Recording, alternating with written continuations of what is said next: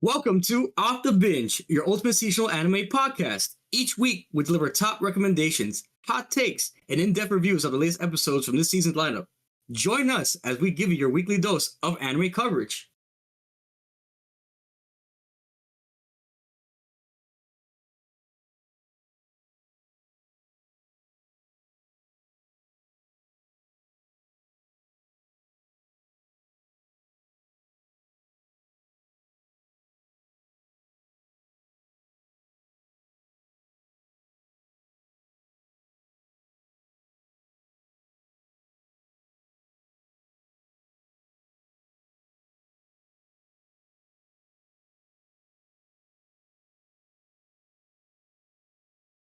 Once again, I want to say welcome to Off Da Binge to all the new or returning listeners. I'm your host, Crash, aka the Hispanic Assassin. And call me the Scuff King, because, unfortunately, all the shit I want to do today with you guys cannot be shown maybe next week, because, I guess it wasn't the time this week, but it's fine. It's fine. We're not here to see 4K, high definition of how Crash looks. We're here to hear about my hot takes. And with me, I have a ton of new people joining us. Like my first, the one, the only legend himself, Legend D Vash. It's your guys, the legendary humanoid typhoon, Legend D Vash, but you can call me Vash. I love anime, and episode 20 is here in your radio waves. To raid that has begun, and we are your heroes. We are your avengers. We are your S-rank hunters.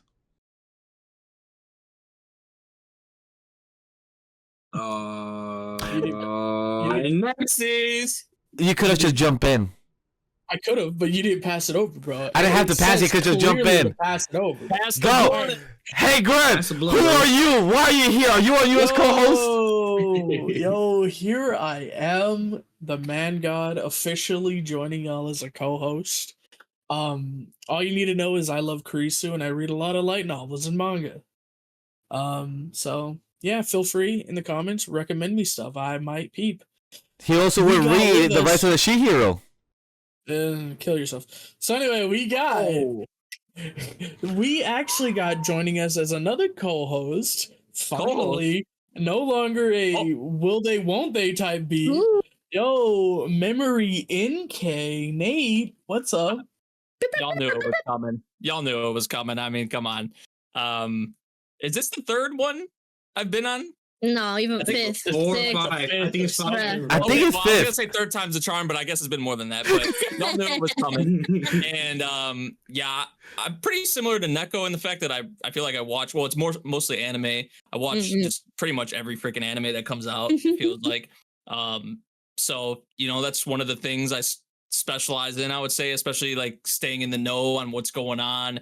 Like with directors and the staff and things of that nature. I like digging into kind of that stuff animation wise, really into that stuff.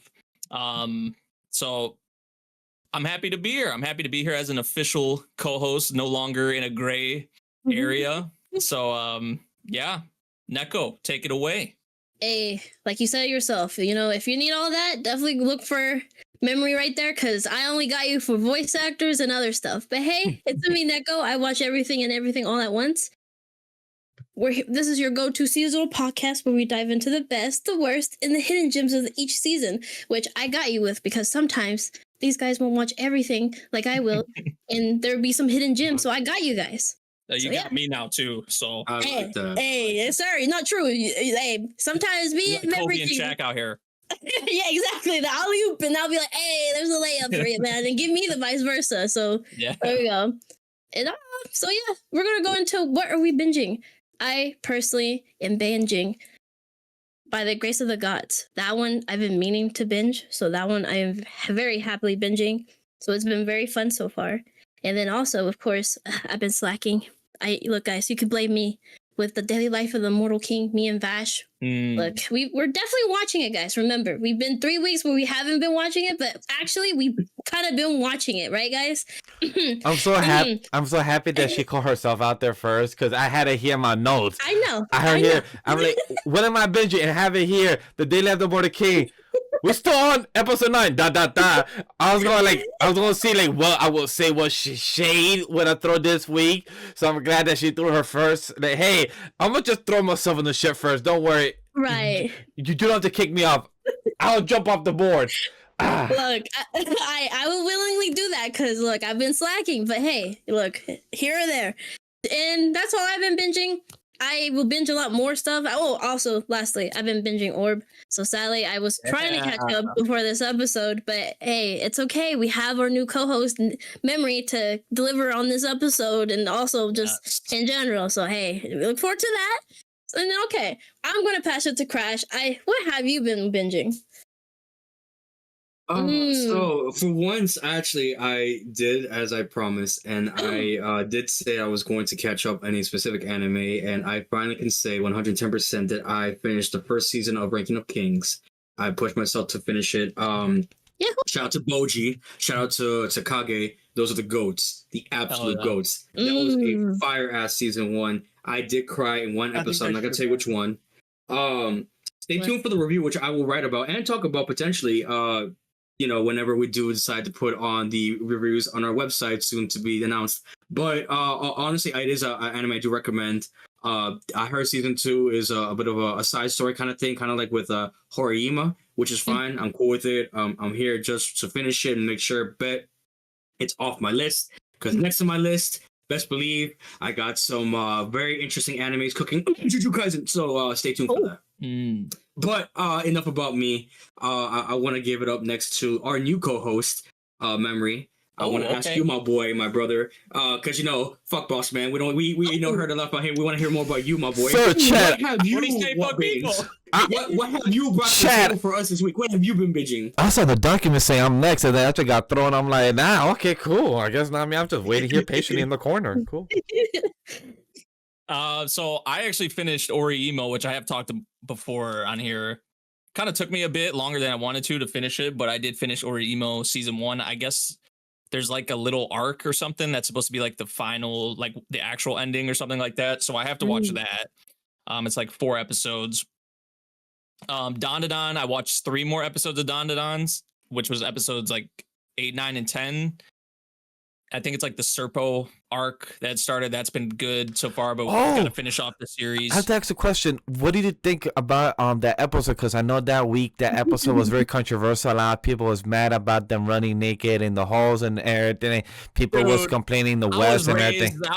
Come on, bro. Like I started off anime with High School DxD, bro. Like, I mean that shit's nothing. That's tame. That's tame, bro. Rias is waifu forever.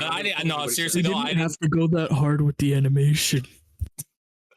Exactly. Yeah, I didn't even like bat an eye really. Like if anything, it was just funny to me. Like exactly. The animation of it was funny, right? Like the animation of it, like the facial expression. Walking, the director did such a good choice on to express the running, the embarrassing. Like that's what the whole facial expression was there because these kids in high school, they are extra. They're like, have you seen the way this man talks to her sometimes? Like he even crouches at his whole neck with the newspaper in the first episode. Like it just shows the evolution of these characters and how close they are, and these characters go through those embarrassing moments. Yeah, and the Dandadan and then Eureka 7, which I'm watching again. Eureka, stop that. Eureka 7. I'm gonna if y'all didn't know how to say Eureka 7, there you go. Don't be like these folks in here, some of them. But yeah, I started watching that again because it is a rewatch for me. I'm watching it subbed actually for the first time because the first time I watched it dubbed, and I got Gremmen watching it as well. We're doing like an episode a day kind of deal, and it's one of my personal favorites. So seeing someone else experience it for the first time, I feel like that's just kind of like something really cool to do. Like even Space Brothers, we talked about Space Brothers on here as well. We're watching that. Gremmen's joining me alongside for that as well, and also my Ruzu. So yeah, just getting people on some of my favorite series of all time, always a good time, special. So that would probably be the 3 main things kind of binging or watching on the side right now. Gremmen, what are you binging, bro? Hey, Space Brothers.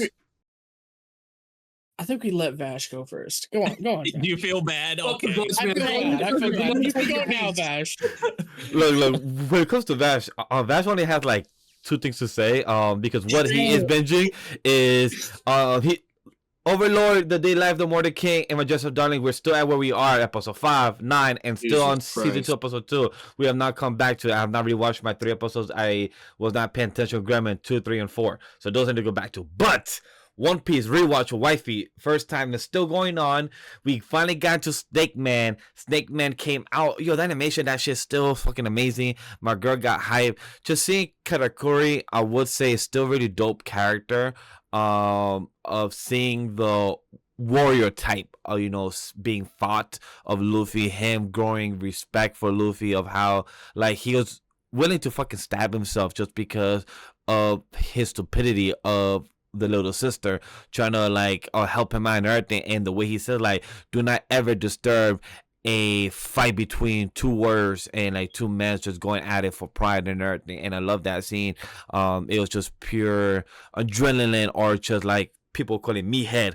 So it was pretty fun to see that scene. My girl loved it too, and she's like, yeah, go Luffy, kick his ass. So like that was really fun to see when, you know, like they said, when you have your friends or peers just watching your favorite content that you love, and it just brings you an extra type of validation of why you love the series, and you know, seeing the highlights again and seeing your friends seeing the same highlights you love, seeing my partner, seeing my wife enjoy One Piece, and where we're about to get into the end of Whole Cake Island. Can't we just skip many fucking episodes of Reverie so I could just get into into the arc of Wano? For those that don't know, One Piece Reverie has a lot of fucking flashback scenes and episodes, so motherfuckers skipping that shit. Unless wifey needs to remind herself, I'm be like, alright, cool, you can watch that. I'm gonna watch something else on the side or some shit, because I cannot sit through that one more time. Fuck nah. Yeah, I feel like also the thing just to add, like rewatching stuff, like I don't know, even with friends, I feel like, because for a lot of these series, it's been a long time since I've rewatched them. So like you get like kind of a new appreciation for certain things, or to pick up on things you didn't pick up on before. So it's always fun with that. Well, One Piece for me is a bit challenging since I haven't rewatched episodes 1 through 800 as a whole in recent years. So, you know, to watch it and wifey has been amazing. It's just all the pauses we have to take because of her studying, her career and everything, but not that she's done with her state exam and everything, and just seeing where we go next. Now it's finally like, okay, so no more breaks now for One Piece, and One Piece got officially returned now in the anime to return April 6th. No way we're gonna catch up to Wano and aka the island within 1 month. There's no way possible. I would love to, but there's no way possible that's happening. I would love to tell her, like, hey, can you watch just 6 episodes by yourself a day? I would love to tell her that, but she ain't gonna do that shit. So sadly, I don't know. Who knows when? But that's all I've been binging. Other than that, I've been slacking on other stuff. Like Neko said, and Graham is probably gonna also mention, when it comes to Orb, that's one thing I also try to get into, or try to. But hey, episode 25 is next week. I'll try to binge watch episodes 1 through 25 by the end of the month. At least I could still talk about it before the winter season officially ends. So I could try to watch the 25 event thing. I could watch your Graham, because I know he's also on episode 3 or 4. So event, I could just, you know, binge watch 1, 2, and 3, and then boom, me and him could just binge watch the rest and just have it ready for quick thoughts. Who knows? Depending on time and schedule. But speaking about Men God, what are you watching in the void? Well, I've been doing a lot of reading, honestly. I'm planning on catching up finally to Apothecary Diaries, the light novel. I'm gonna be honest with y'all. I got told something. I saw a really good picture. Oh my god, that's what. That's your favorite. Gotta go. Can you not catch up until we're done with season 2, so you could be like blind with us during the season? I've read this in the manga already. Oh, so everything that's going on right now is what you read already? Yeah. Even up to episode 24 by the time it ends? Yeah, that's where the frog's gonna happen. I already told you about the frog. Oh, yeah, he's long. Okay. Then never mind. We're way too late in the game. Yeah, you're way too late in the game. Anyway, yo, I've been reading. I'm about to start reading some Apothecary, like I said. But other than that, I've been rewatching. I've been watching for the first time, Space Brothers and Eureka 7 with our boy. He said it right. Look at Damn. him. With our boy Emery over here. He's been showing me some greatness.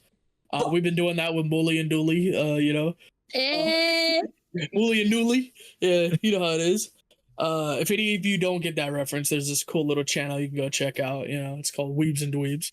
They're really great. I love the really second great. time now y'all have plugged Weebs and Dweebs. We gotta do it, bro. Most active channel, just the most active channel. It really is, It's personally. so active, bro. I think they've had a video like in the past 6 months, bro. It's crazy. It's very Brother. Keep But no, I've content creating, also, huh, guys? yeah, good content creating. And then I also watched the first 3 episodes of Orb. And I tell you what, folks, I watched the first 3 episodes of Orb, and I have 2 things to say. None the demo.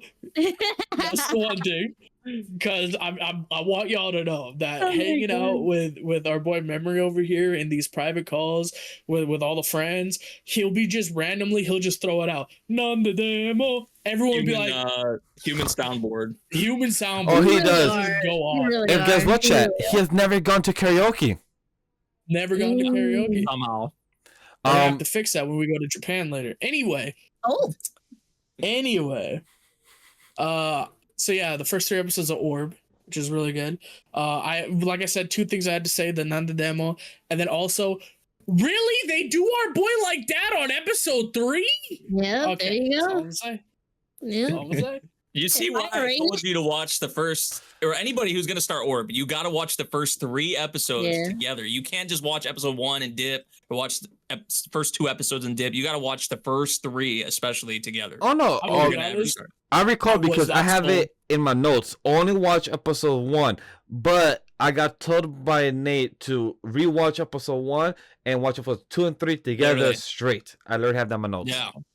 Yeah, it'll be fire, bro. And I understand why he said it. It's crazy. Soon. Anyway, soon, anyone chat. else got anything else? Nobody? All right. Well, please be advised, everybody, we are about to go into our reviews of the seasonal anime. So everything from March 2nd to March 8th is free game. So here you go. This is our anime spotlight. First, we're gonna start out. I just want you guys want to know in advance. I give a fuck, specifically with you 4 here. I give a fuck if you guys didn't watch it. I plan to spoil the shit out of you guys, whether or not you guys like it. So be prepared. The only thing I have in store for you guys is nothing but hot takes. So I'm on my grind today for sure. Be ready for that. I am once again, for the 2nd week in a row, telling Vash, I don't give a shit what his layout says. We are going to drama, boys. Let us talk about the Doctor Detective. Who wants to go first? I want to give it to my boy Grem since he started out. Please, the floor is yours. There is not a single anime this season that has made me cry except for Doctor Detective. That's all I can say. I guess. I think our boy is yeah. Kenta. Kenta, he's 8 years old, man. Yeah. Man. Merry Christmas. Merry Christmas, boys. That's all I'm. Oh man, they did my boy dirty. He has terminal cancer. He was seeing the angels, and it's all because the boys made fun of him for not having hair and then felt bad, so they started poisoning themselves so they couldn't leave. And so then they just so that he would see the angel before he dies. Because they felt that bad about him. It hurts. I was tearing up. And then also with our doctor, Dr. Ameku, she didn't want to face that either because it's the first time that she's ever had a patient that was younger than her dying. And so it kind of threw her off, and I completely get that. Like, Kenta's 8 years old, and he just goes out like that on Christmas. Well, that was her friend too, right? Sad. And it's her friend. Like, like she's the one who gave her the book too. Yeah. It was so sad, man. The cat, bro. The cat, the book. too. The hat too. And she kept the hat. Oh. But nah, I'm just saying it was 2 episodes in a row, just punched me in the feels because I wasn't caught up last week. I got caught up this week. It was 2 episodes in a row. It completely floored me. I gave that shit a 10 out of 10. The only reason it's not my top anime of the week is because it's This Boy Crash's #1 of the week. So I'll pass it off to Crash. What do you got for us? He said, for the record, I want y'all to know that before we started this podcast, he said he was going to make someone cry with his statement. Right before he goes, I would like to mention that if I will watch this episode alone, is because one of my childhood friends did pass away with cancer in the recent years. So I do want to watch this episode because I know that now that I know like the sickness or like the villain of the week type of episode that they have of the theme of the sickness is cancer, I will be curious to watch it because I've grown to understand and see empathy when it comes to that type of topic because I lost somebody close to that, so I can understand. So Crash, go and make us cry again in the heart feels. I first want to say to all the viewers who did like last week's episode that I personally want to apologize calling that episode mid, because going from what have we seen in the last arc going to this arc, I had no thought in my mind that this episode was going to come back to being peak as hell. And then coming out of left fucking field was this heart-jerking episode that just gave me straight 10. I have 6 episodes in different animes that are like literally my top episodes of the week. And this is one of them for sure. I don't really talk about it here. I haven't really talked about my personal life, but I have close friends and family who have passed away, not just with cancer, but with, personal illnesses. I've even seen my sons die in front of me, and it's heartbreaking to see, somebody, a character like a doctor who is taught, who has learned, to try to save people, that they don't have it in them to save the one person that, that didn't deserve to die. And I have been in the face with death where I've seen children die on my own through gun violence and everything. And I asked the exact same question I asked the doctor: why did the innocent have to die so young? Why couldn't it have been me? Why didn't I have a chance to save them?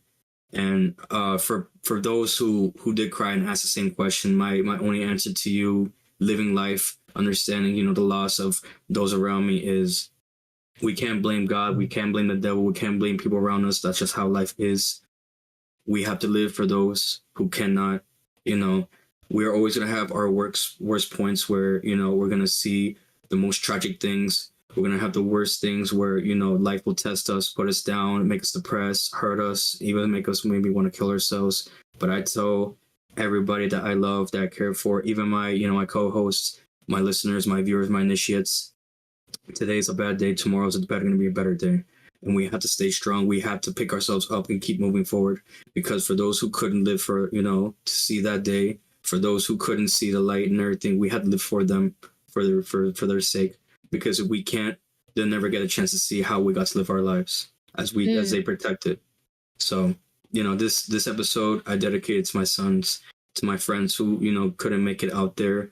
I won't mention their names because, for personal reasons, I will respect their families, but, it's a shame that little one had to die on Christmas, and I feel for the doctor. But just at the very end, as she smiled, she put herself up. She said, "All right, I'm ready to help out, to deal with the next day." That's how our mentality has to be. It sucks when we lose somebody we love, that we care for, but I promise you, it gets better before it gets worse. So don't give up hope. Don't lose anything. If you need anybody, always talk to your loved ones, your close ones. Pray to God. Do whatever you got to do. But don't you dare give up on yourself, because I promise you, if you do, I'll come right there and save your ass. That's beautiful. Wow. Pretty good.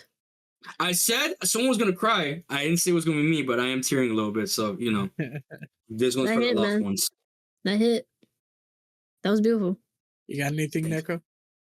No, I think I can't say anything after what Crash. That was really nice. I can't really say anything. I think, yeah, it's just, that episode was just really deep for even the doctor and everyone around them, right? Like the kids, they didn't know, and they felt bad, so they did that favor for him for his last moments, and they tried to get the angel that he loved from his favorite book, and it was pretty sad too, with the doctor trying to run away from it, right? Refusing to go because she was too scared of hurting his feelings, right? Because she's not really good at reading the room. But it's like, no, you're hurting him more with not going to him, especially in this times that he's going through. So he wouldn't even care if you were there, like saying some mean things. I bet he would have been just happy with you there because y'all both are friends and he's always looked up to you and he loves you reading the book to him. And she was even questioning, like, is the book even, did me reading that book even matter? And Katori was telling her, like, that's all he wanted from you. He left out of here with a happy smile, just happy that you read that for him. And that was just really,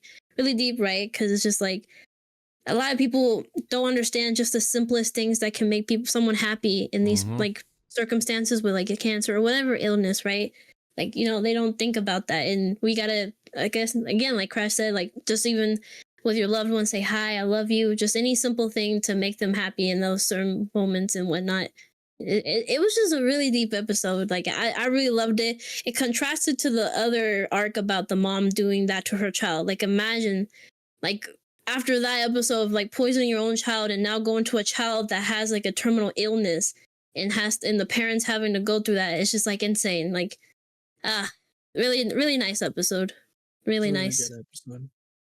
I will say my only thing to that is that was what I was expecting in this anime. I'm expecting the exact same shit next episode. If that shit does not tear jerk me, hurt my, like, touch my heart, I'm gonna be so upset because you know, you have that whole arc and you got what, I think 2 more episodes left, maybe 3 at the most. Like, where do you go from here is my thing now. Like, you gave me that shit. I wish I knew. The only thing they're missing now, they have to have the 2 doctors, you know, have sex now. Oh my, you're right. It's the You're only right. thing You're missing. right. You're It's the right. only thing we're missing. Oh, you're right. Dang it, man. And talking about sex, let's go over to My Happy Marriage. What? Speaking of sex, hold on. Let's talk about My Happy You go Marriage. from drama to rom-com. No, boys, stay in drama. We're already here in drama. No, that's drama. That's drama. What are you talking about? It's My Happy Marriage, brother. That's drama. That is drama. That's underneath. Oh, my apologies, damn. I just say I have a crush at work. Bro, he already thinks I'm just like out here changing his whole script. Anyway, My Happy Marriage, boys. What did we think? I know. You know what? Let's toss it to my boy Memory. I knew it because I already know. Because I already know. I was not a fan of the episode. Mostly because it pissed me off. Yeah, like it pissed me off. Like, yeah, shit hit the fan. Shit. You better fucking explain yourself in the next 10 seconds or I'm leaving this fucking call. I thought he froze. No. You better fucking explain yourself right the fuck now. Nah, hold on. Okay, I'm not. Okay, so I really don't think the episode was bad. Like, I'm not gonna sit here and trash the episode, but that's not what you said when we watched it. No, like it pissed me off. Like, I feel like for My Happy Marriage's standards, this was not a good episode. Like, in my opinion. The last episode was better than this episode? It was just predictable, right? I have a question, though. The shit hit the fan, right? It's predictable. And also, the Arata dude is... We don't have confirmation he betrayed. Maybe that he's playing along. No, he shot him! He shot him! Hold up. I don't care. There's 3 of them. I don't care about, oh, it was a flesh wound. 2 flesh wounds. He wasn't trying to kill him. He still shot him in a meal. But sometimes you have to shoot people just to get along with the plan. Just saying. Crazy. I'm not defending him. I'm like, I'm not Neko. I'm not Neko that would defend it. Maybe he's misunderstood. Maybe exactly. He's a Thank you. Character. Thank you, man. God Grem. Thank you, man. God Grem. I'm silent here, man. Look, no, I'm not. Look, jumped off of that ship. Look, no, but that's. I'm not defending Arata. Look, this one thing I was saying. I'm not defending Arata. I'm not. But I'm just reading. Like, we still have 4 episodes left to see where it goes. And I'm just saying, like, all right, cool, Arata. We cannot continue this arc again that we just redid back in season 1, where where you already shot him, fought him, and then you get accepted by the end, and then you get crying, emotional, and then you work for them. All right, cool.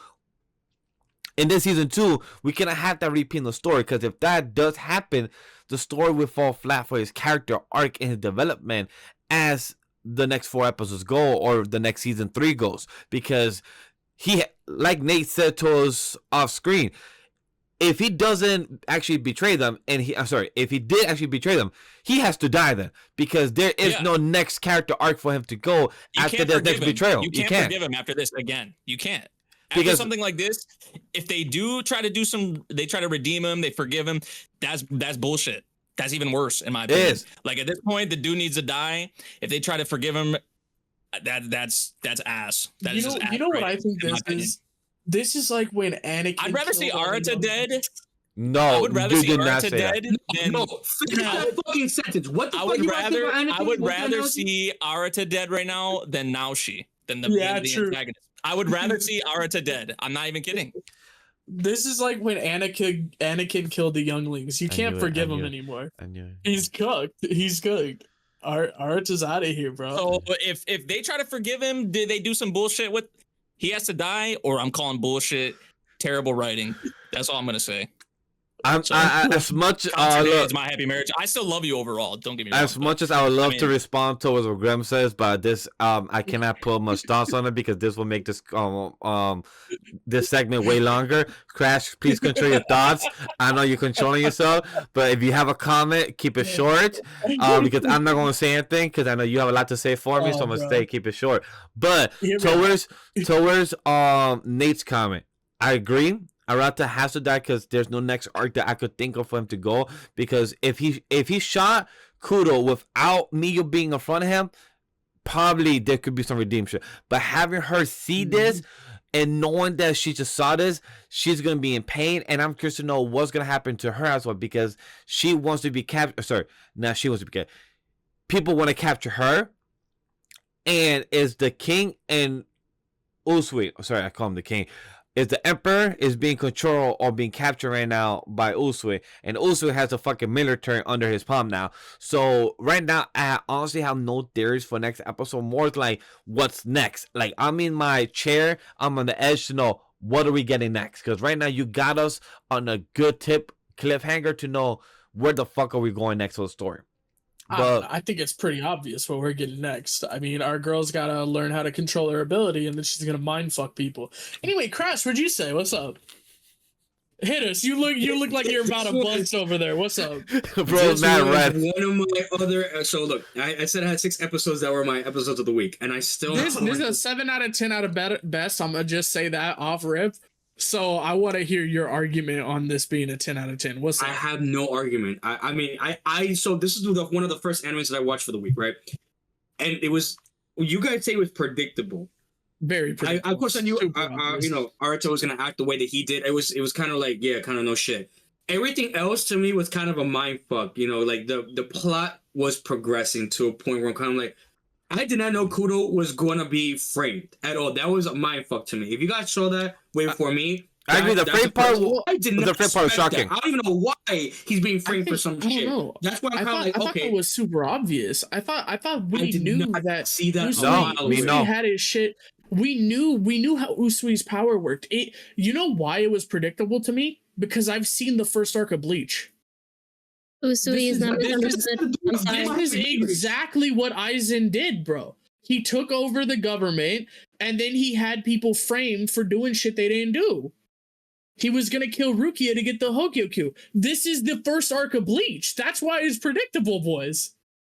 That's this fair. Is dead ass the entire first arc. You might have had the idea, so you've seen it. That's fair. I didn't. Even now, it still confuses me. It makes no sense why they're gonna blame Kudo. Fine, whatever. It kind of makes sense now. Yeah, he's the emperor, whatever. Like, you might have, been a reason that he got kidnapped, whatever. Cool. They want a scapegoat. They got it, right? You had him dead to rights already. Capturing him. There was no need to shoot him. Fine, you shoot him. A man is shot. Me, logically, he should be fucking dead. I don't care if it's fucking, like not even near the heart and their vital points. A man was shot twice, maybe 3 times, if I remember that wrong. It's all like way back in the day. I'm assuming like 1900 type shit. Fucking bullets should have killed that man right there. Okay, wait, hear me out. One was in the shoulder, one was towards a kidney. The kidney shot is the only one that's even kind of lethal. The other one had no way of being lethal unless it gets infected. The second one, however, was a little bit low. And if it was a little bit lower, it could have been lethal. But where it was fine. You start to pick this stuff up when you watch enough shit. You start to see where the lethal shots are, and he's gonna be fine. Yeah, but I either way, Amanda shot, and the whole thing was Mio was, you know, seeing the man that she's going to marry start, you know, being framed, dying, whatever. That was dramatic in and of itself. So that was my takeaway from the whole thing. That's what made me like the whole like episode of the week. Like that was. We're starting off the fucking week with that shit, that whole thing, and then it ends. We don't know where he's gonna go. Is he gonna die in prison? He's gonna bleed out? Is he gonna make it? What's gonna happen? Like that was my whole thing, right? So it's a 10 out of 10 because you never seen Bleach. Got it. Neko, what you? Yeah, no. I mean, I'm 2 seasons in. I'm way behind manga, but sure, whatever. But No, I mean, what do you mean? That's what Aizen did in Bleach, bro. That's literally what Aizen Also, did. a statement. Grem said that the shoulder is not, you know, lethal, right? But didn't he get dragged through the snow still and getting no type of medical care? Can't that process? No. He's literally getting walked down and he's getting walked. That's not dragged. Yeah, he but will get medical care. We don't know at the moment yet. The episode ended. We don't know. But from what we've seen, it's been 5 minutes since he's been shot, and he got shot in 2 very non-lethal places. They can be lethal given enough time, but with treatment, with proper care, and these people have superpower magic shit. All right, you're forgetting that. Not forgetting. Just saying, a lot can happen in 5 minutes. We have seen a whole 25 episodes to a 60-minute arc. Hey, you just by made the me way, think of what we were saying when we were watching this episode. Superpower magic shit. Me and Nate, every fucking episode. This doesn't fit. It still feels wrong. We're like, I was like, this just feels wrong. I'm like, this feels like a totally different show sometimes. Like, some of it's just so out of place. I feel like, I don't know. I felt like that since we started it, like in the beginning, though. So that's fair. All right, but Neko, I think for me, that's all. What I have is just. Usi's not misunderstood, guys. No, he's off. You know, she's like, yeah, he's not, guys. So it took 9 episodes. It took until the last episode, but this one confirmed it a lot more. You know, this guy is he's just broken, bro. He just can't work without Sumi, and now he just has it in his head and vendetta just to kind of kill everyone else who's hurt her, and he just doesn't want to. He just wants to make a perfect world where he could just go back to those times that he wanted with her. But, so it's like, bro, she's gone. She wanted you to find something else to love, but of course, you know, he loves her, so he's just like, yeah, nah, you're gone. Let me just do all this stuff. I would say it's cool that we got confirmation from Mio that she wasn't going through the past. She was going through the memories of Usui, of his past, of what he's dreaming about. So that's pretty nice confirmation to know. But motherfucker's a creep the way he just communicates to her and just be talking like, I could teach you what you want. I could teach you to unlock your powers. I could teach you this. I'm like, and she like just trying to fight like, no, I'm gonna stand on my all 10 toes on ground. I'm gonna do this. She like, yeah, bitch, I don't care. You're gonna be controlled by me. Just do this. And I'm not ready to get you until you unlock your powers. I'm like, okay, that's obvious. But I'm like, okay, so you wasn't ready to get her, but you still was ready to shoot her husband and shoot him in front of her and tell her that he's gonna die today, and also have the emperor that's holding that emperor placement say, I hate snow. That scene reminded me of Anakin saying, I hate sand. It's real. Oh my god, it was the flip. Instead of him dying, it was her that, oh my gosh, just gave another Star Wars reference. Damn, fucking damn, another Star Wars reference. He's doing all of that to get her. We are fucking. I think he's trying to do that to rile up her emotions, right? Because Arata did mention like her powers could like awaken more better of her emotions. So I think he's just trying to kind of like poke at her. So maybe Arata again, maybe he's not betraying. Maybe it's working the long game. Hey, that's what I'm saying. We're not doing that shit. All right, I got you, man. I got you. But yeah, oh my god, that very dramatic episode. This for this week, and my god, I will say, Kuro say, I love you. Oh my god, oh Kuro, why did you say this before? Dang it, man. He just the Mio crying. That was just kind of like a little soppy. But overall, it was all right. It was a good episode. I actually didn't have it in my top 10 at all, so I just had it. It was okay. Damn. And I just asked real quick. I just want to understand everyone's logic here. Last episode they didn't fuck, and you guys are saying that's a better fucking episode than this episode. Is the most baffling thing I'm hearing. Like, well, I chat. didn't even get to see no cheeks clapped. Fuck the whole "I love you" aspect. You're saying that shit was better than what I saw today? I'm Why? gonna speak for the class. Chat, y'all could decide who is the most horniest one here when it comes to anime. I'm sorry, Definitely memory. Oh, well, chat, hold on. Let them put names out there. Chat, y'all could decide who just from Crash question. But it's in my top 5. My Happy Marriage is in my top 5. But also it's because I didn't watch a lot of animes this week. But you know, the audience will find out in the next couple of segments. So yeah, it's great. You know, so speaking of top 5, who watched Apothecary Diaries? Yeah, I was gonna say, speaking of top 5, how about we move on to Apothecary, baby? Man, Apothecary. I'll go with Apothecary for right now. You know, I got y'all. All right, Apothecary. Look, we got a lot about the dowager and then what, and she was, you know, questioning about the curse, and we got the mystery solved about what was going on with that. I would say this was kind of like a darker episode, really, and just overall, in a way, just it was just look, this, you know, we already knew the Emperor was a little PDF file, you know, a fan. You know, it was a fan. Yeah, he was a fan. Little fan. He was a little fan of a little thing. For days that man had. He was out there on the Diddy/Drake beat. You know how it is. Yeah, you know how it is. And we kind of got answers to that and why his body wasn't really like decomposed, you know, because of the paint kind of like poison he had. That little, like, I think it was a mineral. It was a rock or something. I forget what it's called. That was. What's up? Wait, when I ask. I had to hear about that, but since I'm being spoiled by it, I was gonna ask, is someone taking care of him, or was it something? No. It's really completely different. It's just he absorbed the contents of like the paint, basically, that is poisonous, so it kind of lessens their decomposition. So I don't know, it was pretty interesting with that, because I was really curious. I was thinking it was something in the coffin, so seeing that was pretty awesome. And then he was actually a fan of painting, but of course, like, you know, an Emperor painting, he was a fan. You're right, he was a fan. So it's like we got a lot of more backstory on his mom, him, and the Empress, you know, kind of the back and forth little fun time. So that was really interesting. The back and forth cases of SA. Fun time. Fun time.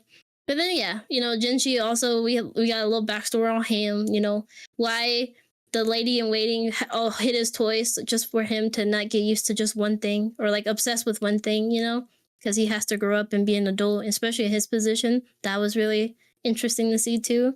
And then Mama just be dealing with all this stuff. She's just like, why am I figuring out all this stuff, man? You're getting in too deep, man. Right. She's like, I'm just trying to live a life.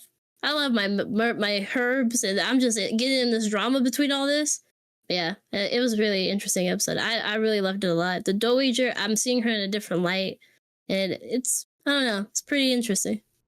Agree. Yeah. Agree. I think I'm afraid of the Empress Dowager. I think the Empress Dowager and Gyoku, I think they're two of the smartest characters in the series. Yeah. And they terrify me. I'm watching a reaction to the beginning of this season. And the very first episode, like the way she was telling Mao, no, you're allowed to go take my daughter on walks. Like, and it's purely because they're like, but she'll just teach her some weird things about plants. And she looks at her and goes, good. Yeah. It's better for her to know how to use poison and shit. What do you mean? Like, the Empress Dowager is cunning. And so is I want to say Hogyokyu, and that's Gyokyo, not right. Gyokyo, yeah. But yeah, no, this episode was great. We got to see a little bit about Jinshi's past, a little about the PDF file boy. We got to see, you know, it's just a really fucked situation. It's all just messy and kind of just terrible. There, even how Jinshi or not Jinshi was conceived was also just, you know, oof, not great. But what, you got anything for us, Nate? Yeah, I mean, this was probably, I feel like a lot of like, even going back to the earlier parts of this season, like we were saying, like, yeah, it was like solid Apothecary, but it wasn't like, you know, the Apothecary, I feel like at least I was used to, like, in terms of like, I feel like a lot of the content that I really, really liked in season one. But like this was probably one of my favorite episodes of this season of Apothecary so far. With the backstory with Empress Dowager, for the things you guys mentioned.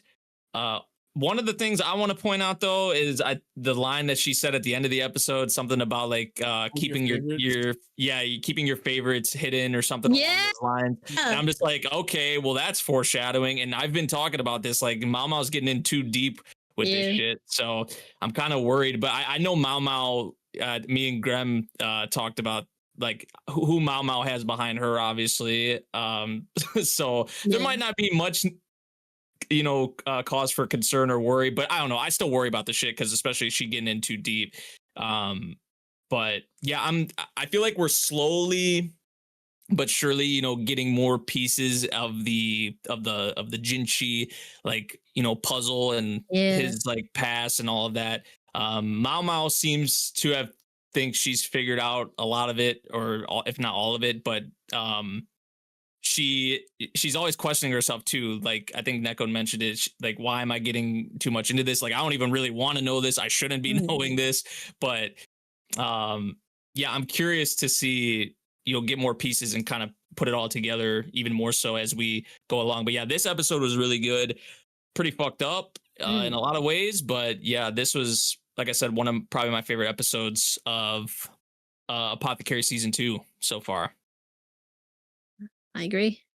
Well, with that, I think we're gonna go over to Neko, your episode of the week, isn't it? Yeah. Medalist. Ooh, Yeah, go talk to ahead. us. Speak on it. Look, Medalist has my heart. I'm addicted. This episode just showcasing Inori with her confidence and showing real, just, you know, the what is his name? The coach that our coach looks up to. He's just like, wow, he's a big fan of him. He's joining our camp. He's, you know, being a little bratty, like, you know, we kind of saw him before. And Nori's scared. She's just like, oh my god, this guy called me an ugly shrimp. But he joins, and then she's trying to make friends with him, and he's just like, who are you? You're not Hikaru. Get out of my face.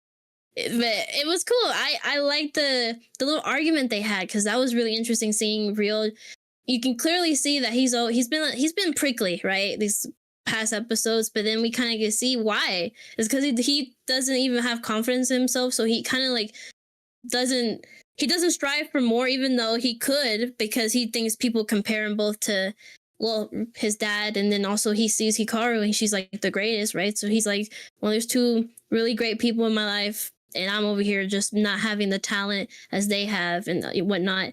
But Inori coming in here late and stuff is going to show. I feel like it's going to show him like, hey, you don't have to have the talent just to keep going forward and doing your best and whatnot. Like you can still strive for more and like keep even beat them if you want, because you have different like kind of like techniques or whatnot that they probably don't have that you can overcome and even do better than them. So that was really cool for me. And again, for me, it's just coach always like firing up Inori, being by her side. And that's what she got offended by, Real being like, your coach isn't even like, it's not even that great. He's, you know, he doesn't even have a career and whatnot. And we know how like kind of a deep topic that is for him, because, you know, he wanted in it too, but something happened and, you know, all that stuff. And Honori's just like kind of like backing up like, whoa, don't say that about my coach. My coach has been by my side.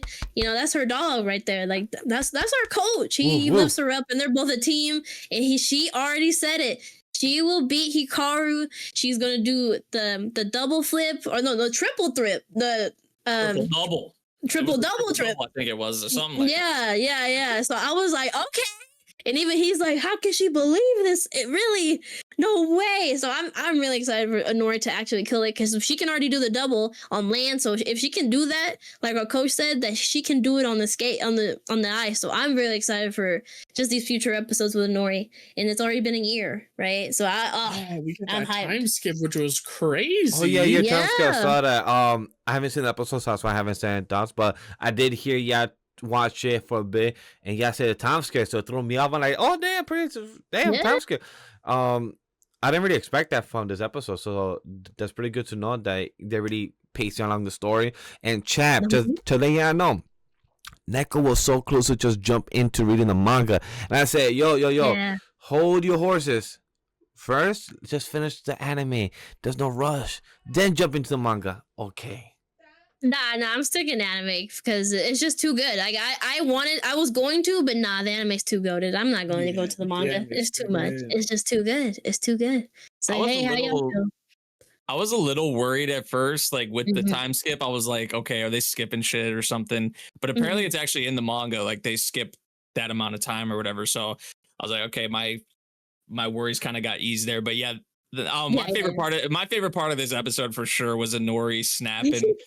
She was just so fired up, and like her voice actress and everything was just like so awesome in that moment. I don't know. I just love seeing like that passion, that fire come out, especially her backing up her coach as well too. But this her confidence, in herself. I think that's like with Hikaru and characters like that. That are just like super talented, like their talent is probably carrying them a lot. Like, yeah, they put in the work, but I feel like, someone like Nori is someone who is like, to me, feels like she doesn't have necessarily the talent as some of like the top, like Hikaru's of the world and things of that nature, but she's gonna outwork you, right? Like she's putting in that time and that effort, and I would assume, she was kind of dealing with the injury or whatever during like the time skip or whatever, but even then, like, she was probably doing anything she could to just be in the best shape or be in the best, condition to come back and just get right at it. And we saw like in this episode, the double, what was it? The double flip or whatever that she ended up doing. Double axle, triple axle. Yeah. Granted it was on land, but like still, I mean, to see something like that, like, she's still out here. And I mean, we even saw her, I think she's like level 5 now. That was in a year. Episode. Yeah, so she's making strides. She's put in the work. Love to see it. But yeah, that moment with her getting fired up was by far my favorite moment probably of the episode. So yeah, another great episode of Medalist. I mean, this series has just been great. I had it in my top 5 still. Not my episode, not towards like the top or like my episode of the number 1. But it was really good. Yeah, I thought it was a really solid episode as well. It was real fun. Crash, are you watching Medalist? I'm not, and I don't plan to by any means. So, Alright. I respect that you guys like it. I'm glad that you guys are enjoying it. At this point in the season, I always tell myself, if there's something straight fire, I will watch. Medalist. I might give it a chance. Medalist is not one of it. I do know a lot of No, people you know love what? it. I just thought about this. Each season, we should recommend an anime to each other that we didn't pick up, that are not watching, and we should recommend it, and we should at least put some time to watch it. So that's technically Medalist. Okay. That's literally it. Like, definitely watch this because reason. That's No, it. I know. We're telling you. But we have to 4 watch more it. weeks. We have 4 more weeks until winter season ends. Each of us could tell an anime for us. I just thought about this, but we could have a better structure when the time comes. But I just thought about that idea. That'd be a nice way for us to watch something that we haven't yet touched. Yeah, I like that idea because like at this point, like you might as well wait, right? Like exactly. That's why I said, like, because Yeah. for example, if you think about it, by the end of the year in December, we're technically recommending us at least one anime from each season to each other. So that's at least something. By then, we can say, hey, I got recommended this anime. I wasn't going to plan to watch it, but I found time to watch it. You know what? I actually enjoy Medalist, Grem, and I actually thought about this. Who knows? So by the time comes, but that's a quick idea for us to do by the end of the season. But go on. I will say just real quick, There might be, and it's a huge if, and it's only because I just finished DANMACHI. There is an anime that we talked about in this podcast, and it relates to Neko Chan. I may potentially watch one of the animes that she's watching. I'm not gonna announce it yet. It might be on one of my binging lately. I don't know yet. I don't want to make any promises, but if time permits, and if I can catch up, it's the hotel. I know. It's the hotel. It may be. I'm not gonna spoil. He's trying so hard not to spoil. If you guys know what anime I plan to watch, please let me know down in the comments below. It's the Suraduker Hotel or whatever the heck it's called. But who had more thoughts? The only thing I will say is she's currently watching the anime right now. We have talked about it before. Hey. Cool. Any more thoughts about Medalist? Nope, that's it. That's a wrap. I do have Let's keep going. I do have thoughts on another 10 out of 10 series that just got an episode that was pretty freaking fire. We're talking about ReZero with the other 10 out of 10 episode I got this week. Yeah, Crash. You're like 3 episodes behind, right? You want to have again thoughts, like right? Right. Well, you want to have thoughts about it by any chance? Because last week you said rat in this show. But please tell me your takes on this episode. Out of the 3 people that actually seen this episode, go ahead. Yo, who, me? No, a badass, boys. Garfield, you feel me? Oh, Garfield, I'm so proud. The impact frames that Neko screen capped that are in the Anime We3 Studios Discord, boys. Join it. Yeah. It's crazy, man. It looks so good. Love how you hit him with the We3. We3. I do it every time. He hates me. I know it's wrong, and I do it every time. But nah, man, Garf is such a badass. I remember the one thing I will say, I'm gonna be that guy for 5 minutes, for like 2 minutes. All right, boys. Read this fight in the light novel. It is so much more tense. That's all I'm gonna say. Neko, Nate, y'all ain't read it. Y'all watched it. What's up? What do you got for me? I think for me, I mean, it was great, especially like the second half of the episode. It didn't like the part that I was waiting for was like, because beforehand there was like an animator that has worked on like One Piece primarily a lot, but he's worked on a lot of other stuff. I think his name's Vincent Chansard. I believe that's how you pronounce his name. That's it. But yeah, he's worked on One Piece, done a lot of crazy ass scenes in One Piece. So I was like, okay, that's something to look forward to that I'll probably be able to point out in the episode. And then like it didn't happen until like the very end. So I was like, was I like tricked or like were we bamboozled or something? And then the scene hit like towards the very end of the episode, and I was like, yep, that's it right there. It's just like brilliantly animated, but like it didn't even feel like ReZero. I don't know. It felt like something not in ReZero, like the way it was animated or done. And I'm not complaining because it was great, but yeah, just like the camera work, the impact frames, even with Kurgan, like the blues with him, and then like the reds with Garf, like that was just like so sick. I like the touch, obviously having his siblings and the people cheering behind him, like the gorgeous tiger stuff. Yes, gorgeous tiger. Yeah, that was really nice. But yeah, it was a great fight, and like even besides that, we did catch up a little bit with. They keep blue balling us with Wilhelm and Teresia, by the way, which apparently that's going to be handled in the next episode, because I think Teresia is actually getting like the title of the episode or whatever.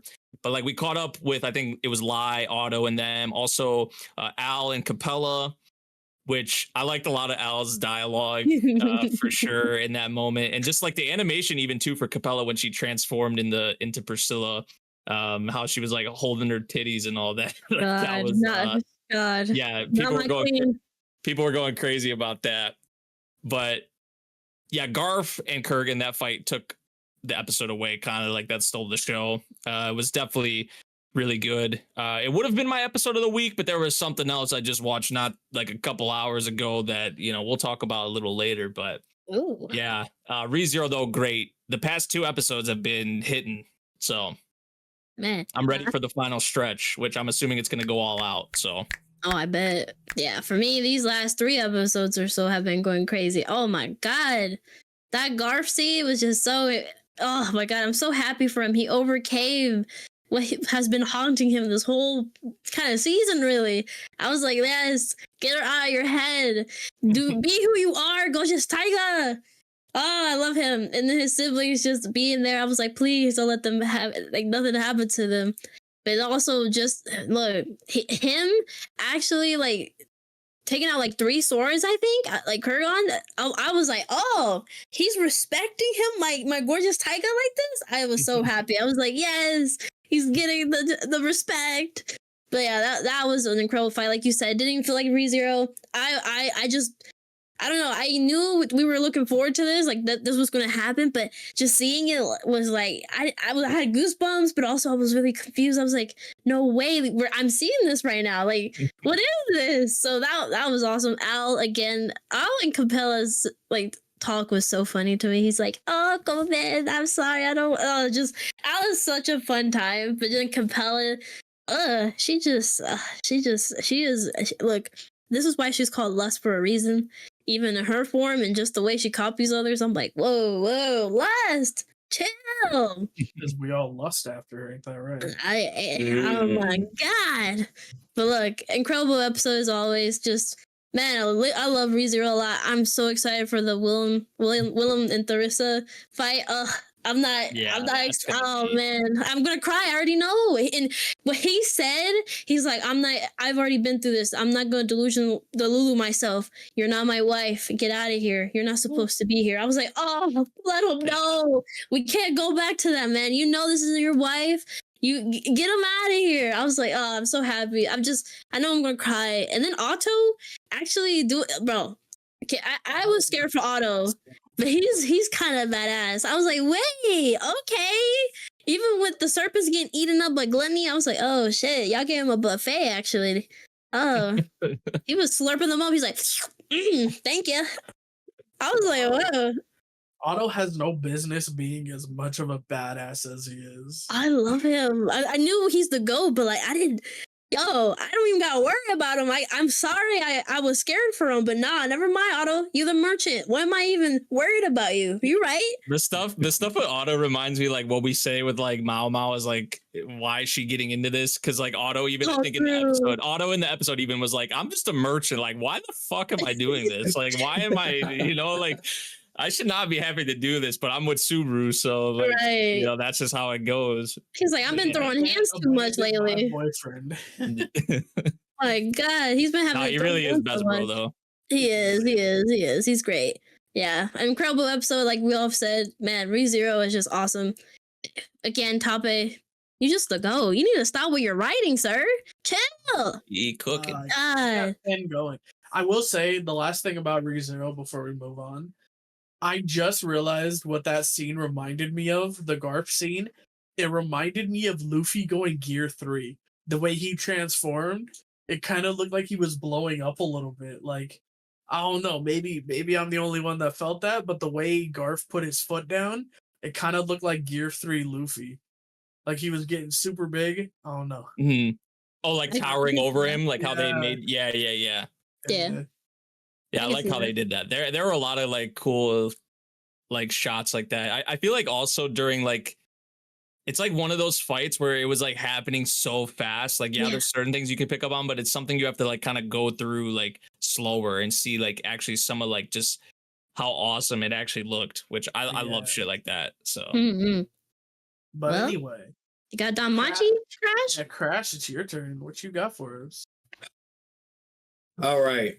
I have 2 great debates to talk about today.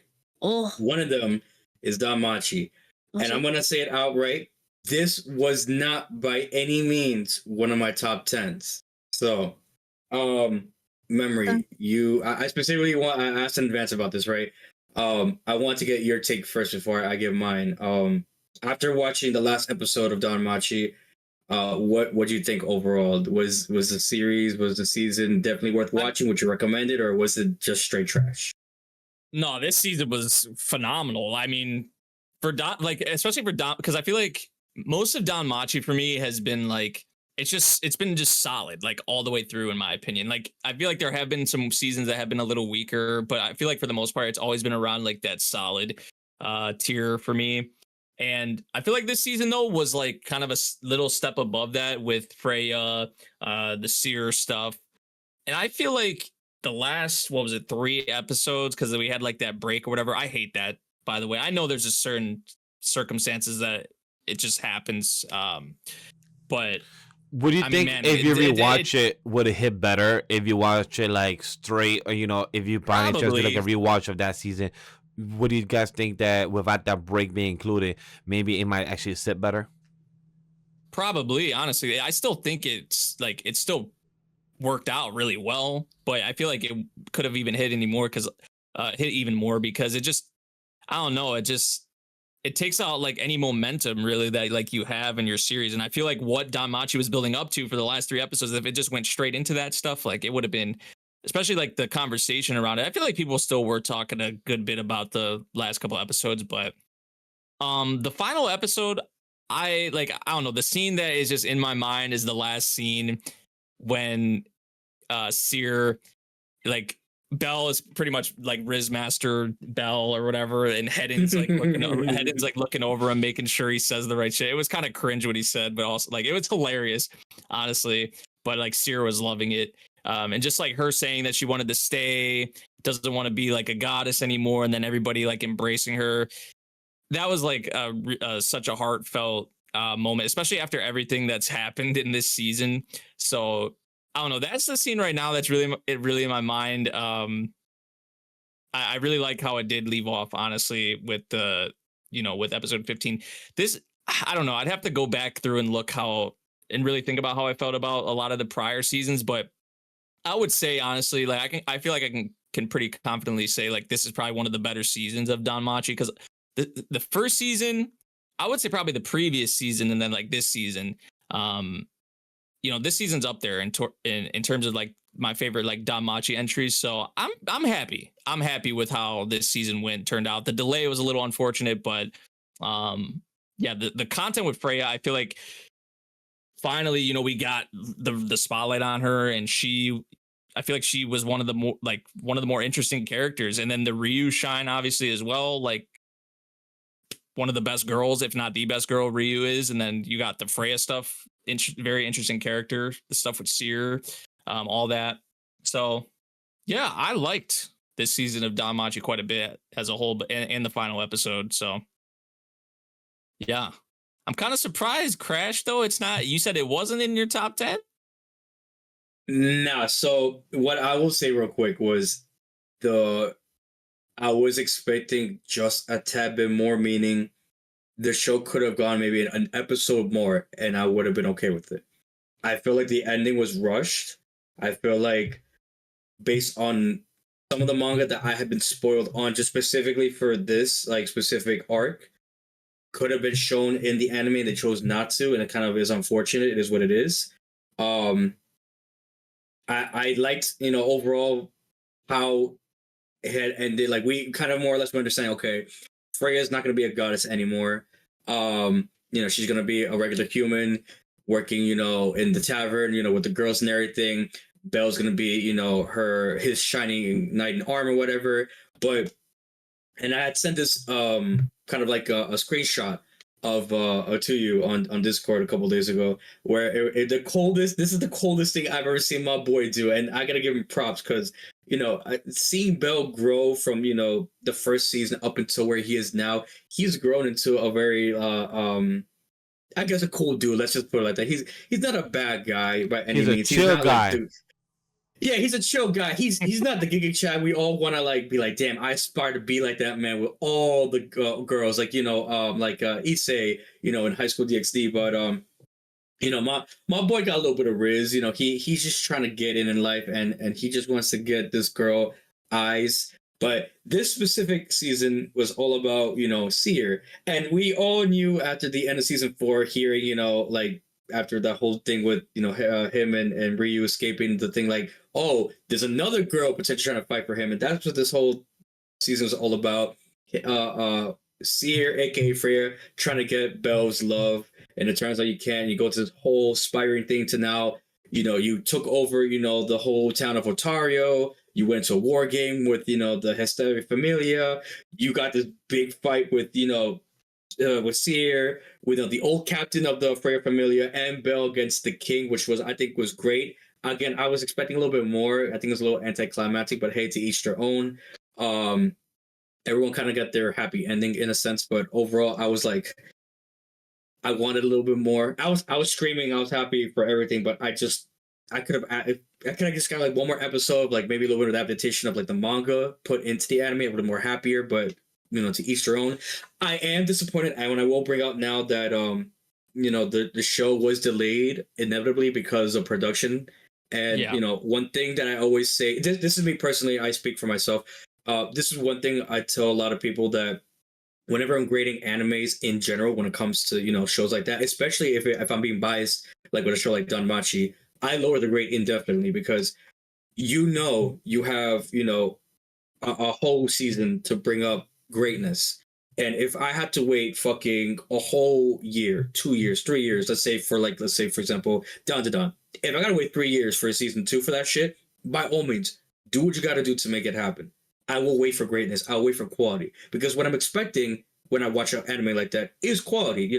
Season 4 was just like that. It was straight heat. A lot of people complain like, oh, it didn't look that nice. It was phenomenal to me. I had no complaints. Even watching it in High Dive, which I personally hate that streaming site, watching it in general was fucking amazing to me.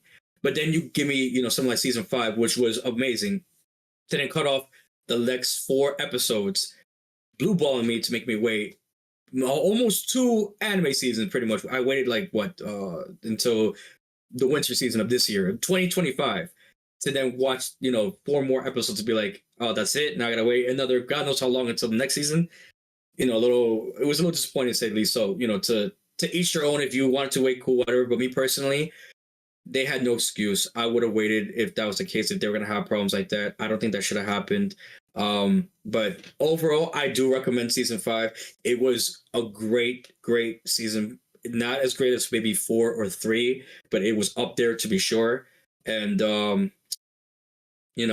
Freya scenes, I'm a little upset that I won't be able to see them anymore.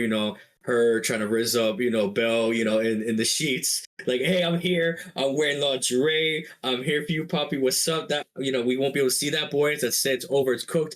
I really pray there's OVA. I really, really pray. I would kill to watch an OVA, 1 episode or even 2 of what's to come or whatever, because I just want to see her back, in the tavern. I want to see Bill trying to talk with Ice. What's going on with the Hispanic Familia? If you're going to do another expedition, I just want to see what's going to happen next. I kind of don't want to be like just kind of in the dark, like, oh, I kind of was spoiled of the manga, so I kind of know what's going to be the next arc, but I would like to know kind of what's going to happen. But look, it was good. I really liked it. Yeah, DANMACHI, excuse me. Can we all just agree that Ryu's best girl? I mean, 100%. That fucking confession. Oh my god, that was. I'm so happy she did it. I want to see that too, because again, just real quick, we kind of see that in the manga. I was spoiled about that, by the way. We see that in the manga.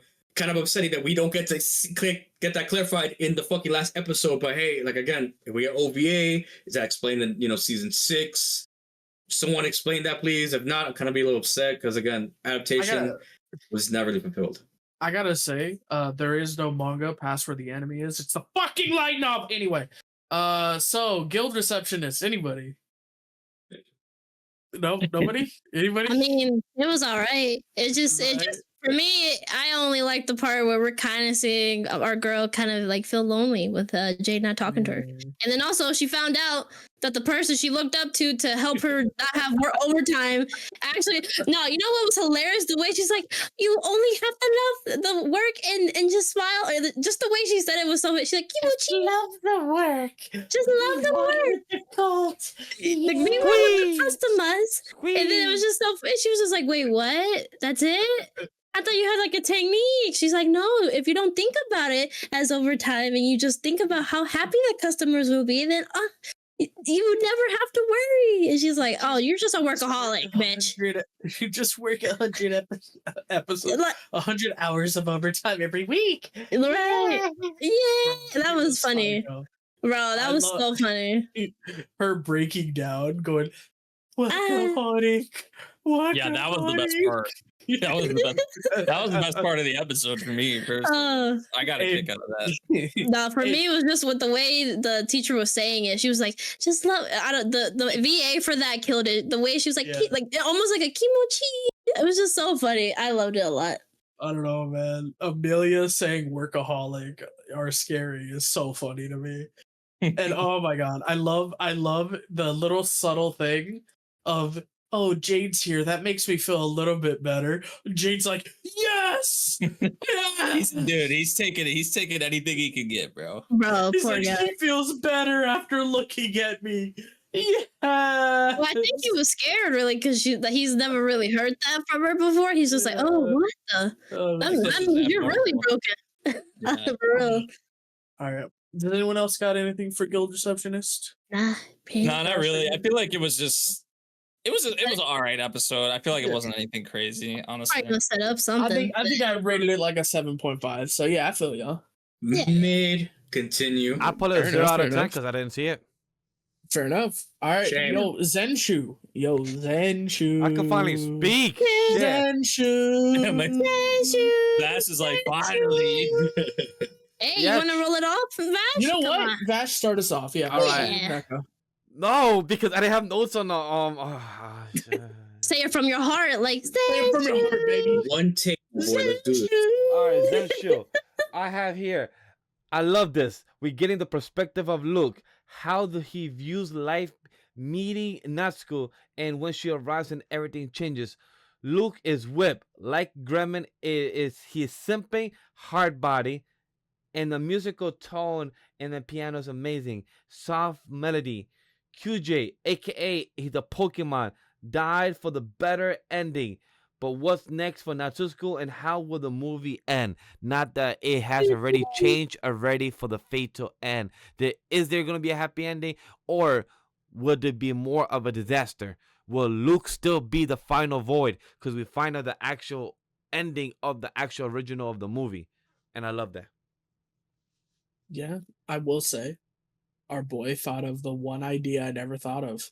He was the only one that survived the whole movie. right? So he said, all right, then I guess that makes this simple.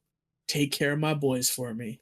And just when they were making QG. me, and just when they were making me start to care about him too. Oh, 'Cause really? honestly, I did not care about QJ. I'm gonna be honest. I did not care about him much. Like he's kind That's of like fair. a throwaway character for me.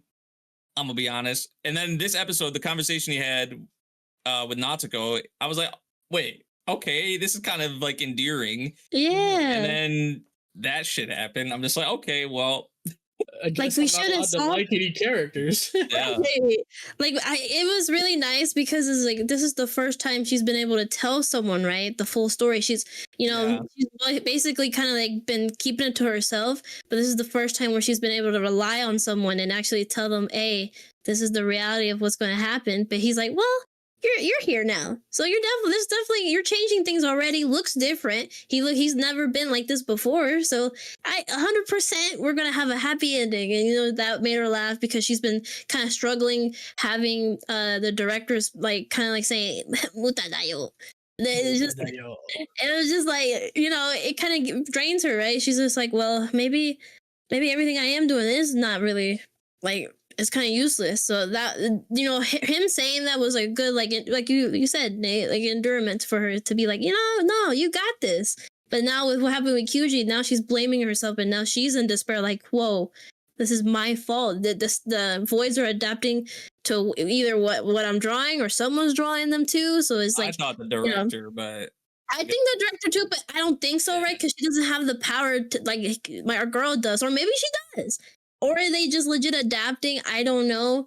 Now we're going to the route where she's in despair rather than Luke. So it's like, what's going to happen? Will she turn into... She don't have her desk anymore, right? Too. Oh, yeah. She got destroyed by fireball jutsu. Yeah, so it's like, now, can she actually still summon it? Like, what's going to happen? And also, they did us dirty because that episode with QG was on his birthday. That was messed up, staff. How could y'all? It was his birthday, and I saw so much art on Twitter on the Japanese side with just saying happy birthday with like art of him. I was like, no, how could y'all made me tear up for my boy? Oh, QG, you're a real one. but no, really awesome episode. Like Vash said, we get a perspective of Luke. That was incredible. Just seeing him kind of like just get whipped after each like little encounter with her, the different hairstyles he would do for her just to see her face when she's eating his food. That was really adorable. And then of course when she wakes up and he's just like, hey, we should go somewhere together, you know? And she's just like getting blushy. She can't even believe that he likes her like that, of course, since we know that that's basically like her first love too, you know? So that's cute. Very cute. And I sad would now say- because now I understand where Luke is coming from when he hears himself being called the Nine Soldiers with his other crew and there's only like 4 left. But then would you Right. rather be called the original group name, the 9 Soldiers, than rather be called the 4 Soldiers? Because that just sounds more depressing knowing that you have 4 people left from the original group. I'm like, I'd rather still be called the 9 Soldiers. So I get where Luke is coming from. But at the same time, my dude just pushed through. That's all you got to do. I mean, he like keep losing his friends, right? It's sad. It's like, damn, what am I That's even it. fighting for? Don't be weak, boy. You're weak. You're a puss. Damn, and you grab it. What you feel? Was it Zenshu. No, it was really good. It was a really good episode, and yeah, QJ going out like that was crazy. You know, he really played the role of like the best wingman. And you know, since we're talking about wingmen anyway, Medaka came out with this really great wing woman who came out of nowhere. Oh, I guess I shouldn't say out of nowhere, considering Memory's been hyping her up I've for been telling weeks y'all, on man. end, Been bro. telling y'all, man. Hold out.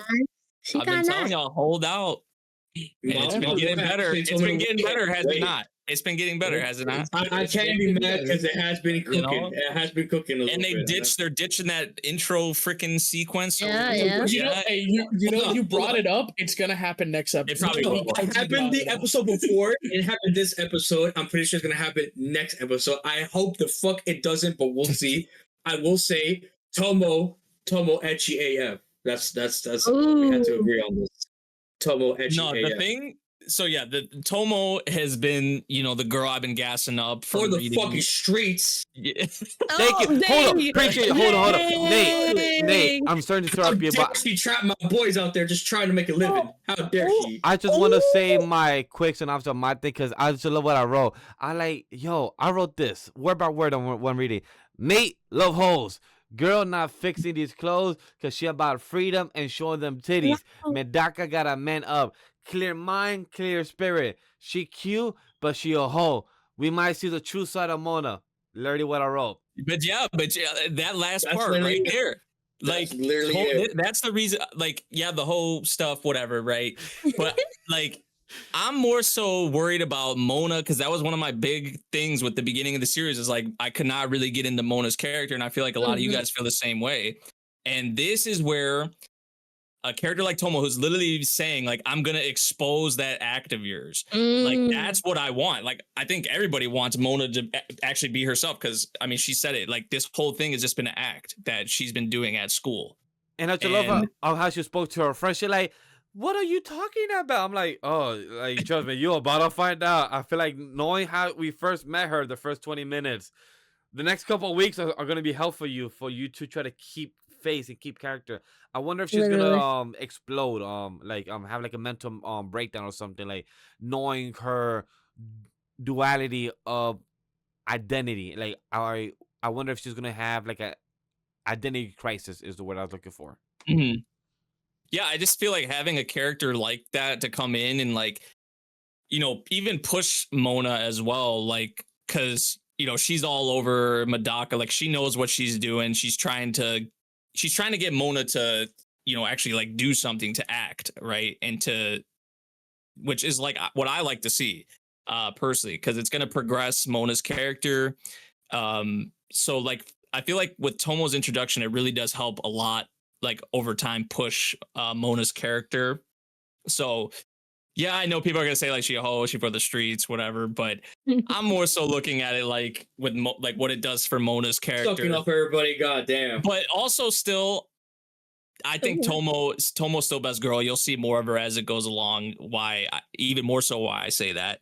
Look, chat, all I'm gonna say, with jokes aside, at the end of the day, the past is the past. The present is what matters and what you can present yourself in the future. So if you were a hole in the past, don't matter as long as you are true to the person that you're with and communicate. That's what I'm saying. She As long as the she still joke. is though. She out there That's hoeing, different. bro. She still is. But She was on she was She cannot frame be one redeemed. hoeing, bro. No, You can still fuck love all hoes. that shit. Fuck that. You can still love hoes. No. That's all I'm saying. That's all I'm saying. I'm Yeah, just no, saying. You I'm can just still love hoes. yo. I'm just saying there's a difference between loving a hoe and then frame one, the hoe coming, being like, frame one, she just got there. She's like, yo, I got 6 guys around me. Let's go to a hotel. You on that Elena Lee's type beat is all I'm saying. Oh my god. Like she's gonna end up in a hotel like Alina Lee's, like getting 6 men plowing her at once. Is all I'm saying. Hey, Yeah, yo, I don't on think the she's like street. that. Wait, hold No, on, she's hold on now. bro. Hold up now. She ain't like She's that. for the streets, brother. All right. Well, You say that now. You say that now. I'll end the Just conversation keep watching. by just saying this one thing. I say this to literally all my close friends and family, and I'll say the clean version just for not to be to get demonetized.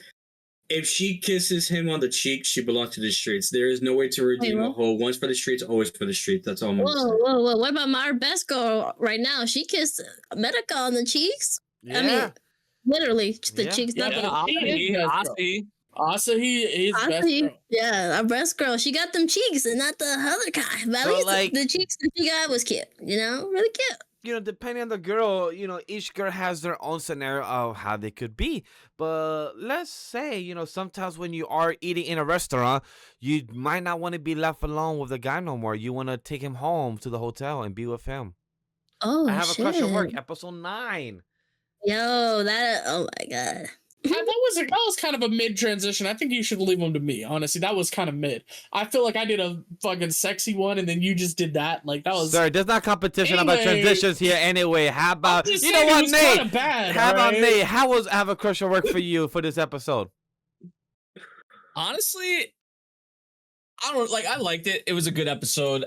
I thought it was gonna be a little more. You know, I know Crash was probably gonna mention this. I thought it was gonna be a little. I thought it was gonna be a little more spicy. You know. I feel like- wanted cheeks to be clapped on Valentine's Day, and I got people for a second week in a row. Yo, if we could have like a drinking icon, like how many times they just clap cheeks in this episode, just like in the corner. Yeah. Nah, they blue balled us though, like what, twice in the episode, because like the phone Oh, yeah, thing. the phone sex, yo. Yeah, oh. that we got Pure blue ball sauce. on that because they Pure sauce. transitioned, and then Yo, and but- what the end of Start with that. the end of the episode didn't like.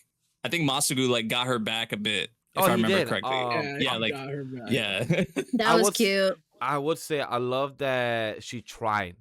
Even though as much as Crash could come and say about the episode, this is adults trying to figure out how to be in a serious relationship and be true to themselves. Because, you know, adults, we don't know how to communicate as partners. We learn as partners in trials and errors. And he even got mad. He's like, yo, if you want to be a freak on the phone, just man up and do it. You kind of tease me, you blue balls me, but you didn't continue on.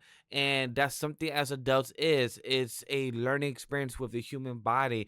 We all have our traumas and our experience that we don't have or do have. So, you know, sometimes being a hoe helps, you know, at the end of the day. It depends on the case by case scenario as adults.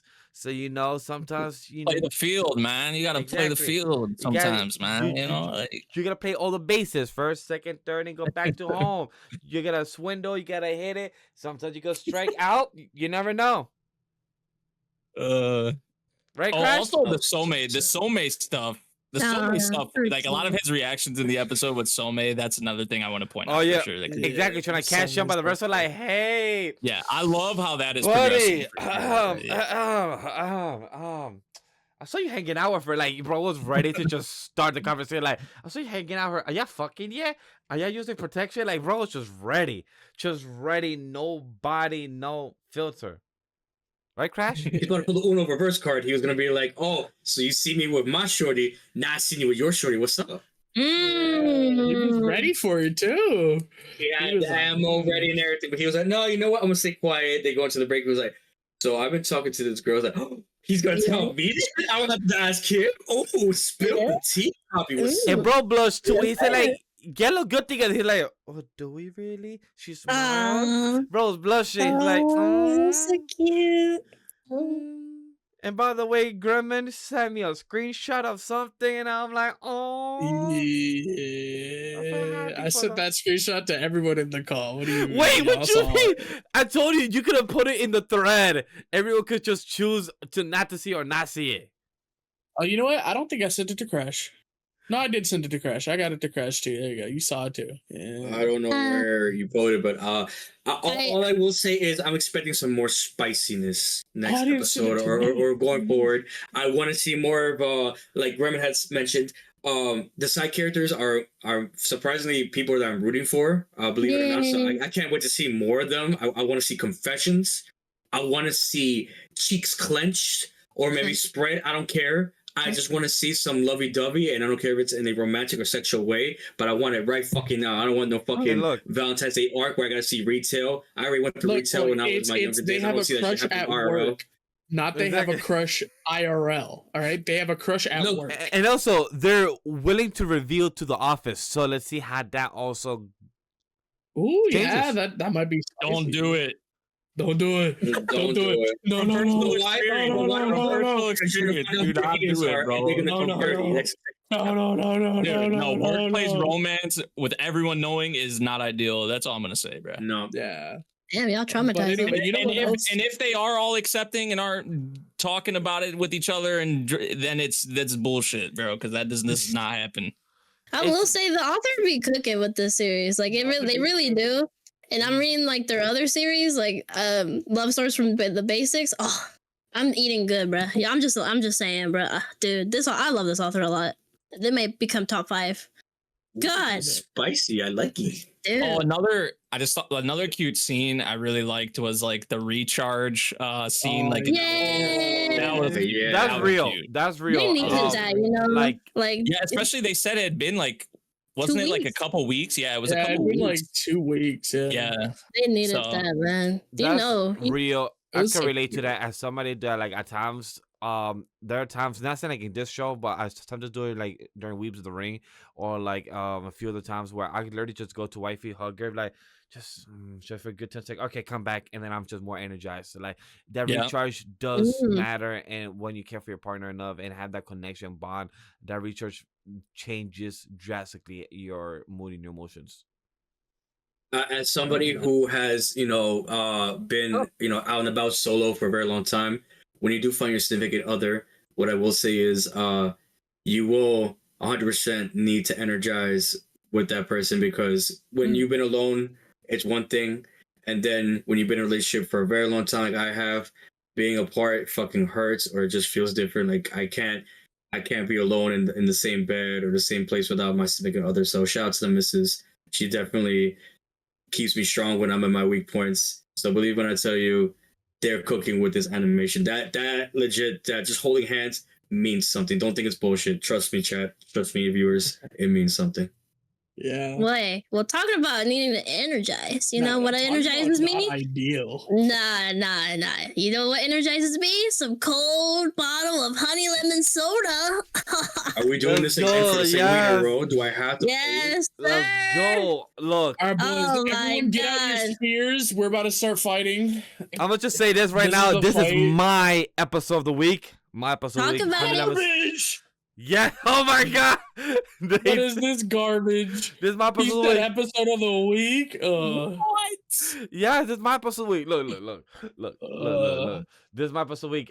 It is my number 3 in my top ranking. Like, I understand where she's coming from. As somebody who was bullied as a kid, I didn't tell my parents either until a long time later, where they didn't really even realize, they heard things, but I'm not gonna tell my parents what's going on in my life and also stress them out when they're also dealing with their shit. I'm gonna just come home and just have my parents deal with parent household shit. And one thing I could also relate to is I never had the transition of middle school and high school like she did, that feel the growth is more of high school to college. My high school life was way much better than middle school and everything, but high school to college was a better transition. I made better friends, and I felt like I became the person who I am today during college, learning more about myself, what I want to do in life, and I learned more. But having that idea of your parents trying to protect you because of what they believe, and you trying to break out of that shell, but not knowing Mm. how to tell your parents like, hey, I don't need you no more, but I need you as a parent still, but I don't need you to be my guardian trying to, guard me where I need to go. No, let me figure my shit out. If I fail, I'll come to you. You're still the number one person to come to, but let me fail where I need to. And I felt that because when I was younger, I listened to my mom, and there are times where I'm like, I think she's wrong, but I'm gonna listen to her. But I should have never listened to her and made my own decisions. So I could relate a Mm. lot to Uka.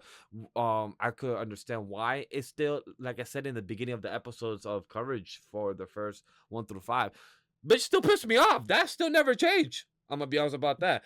But seeing her backstory and understanding where she has come from and where the changes is about her character still pissed me off.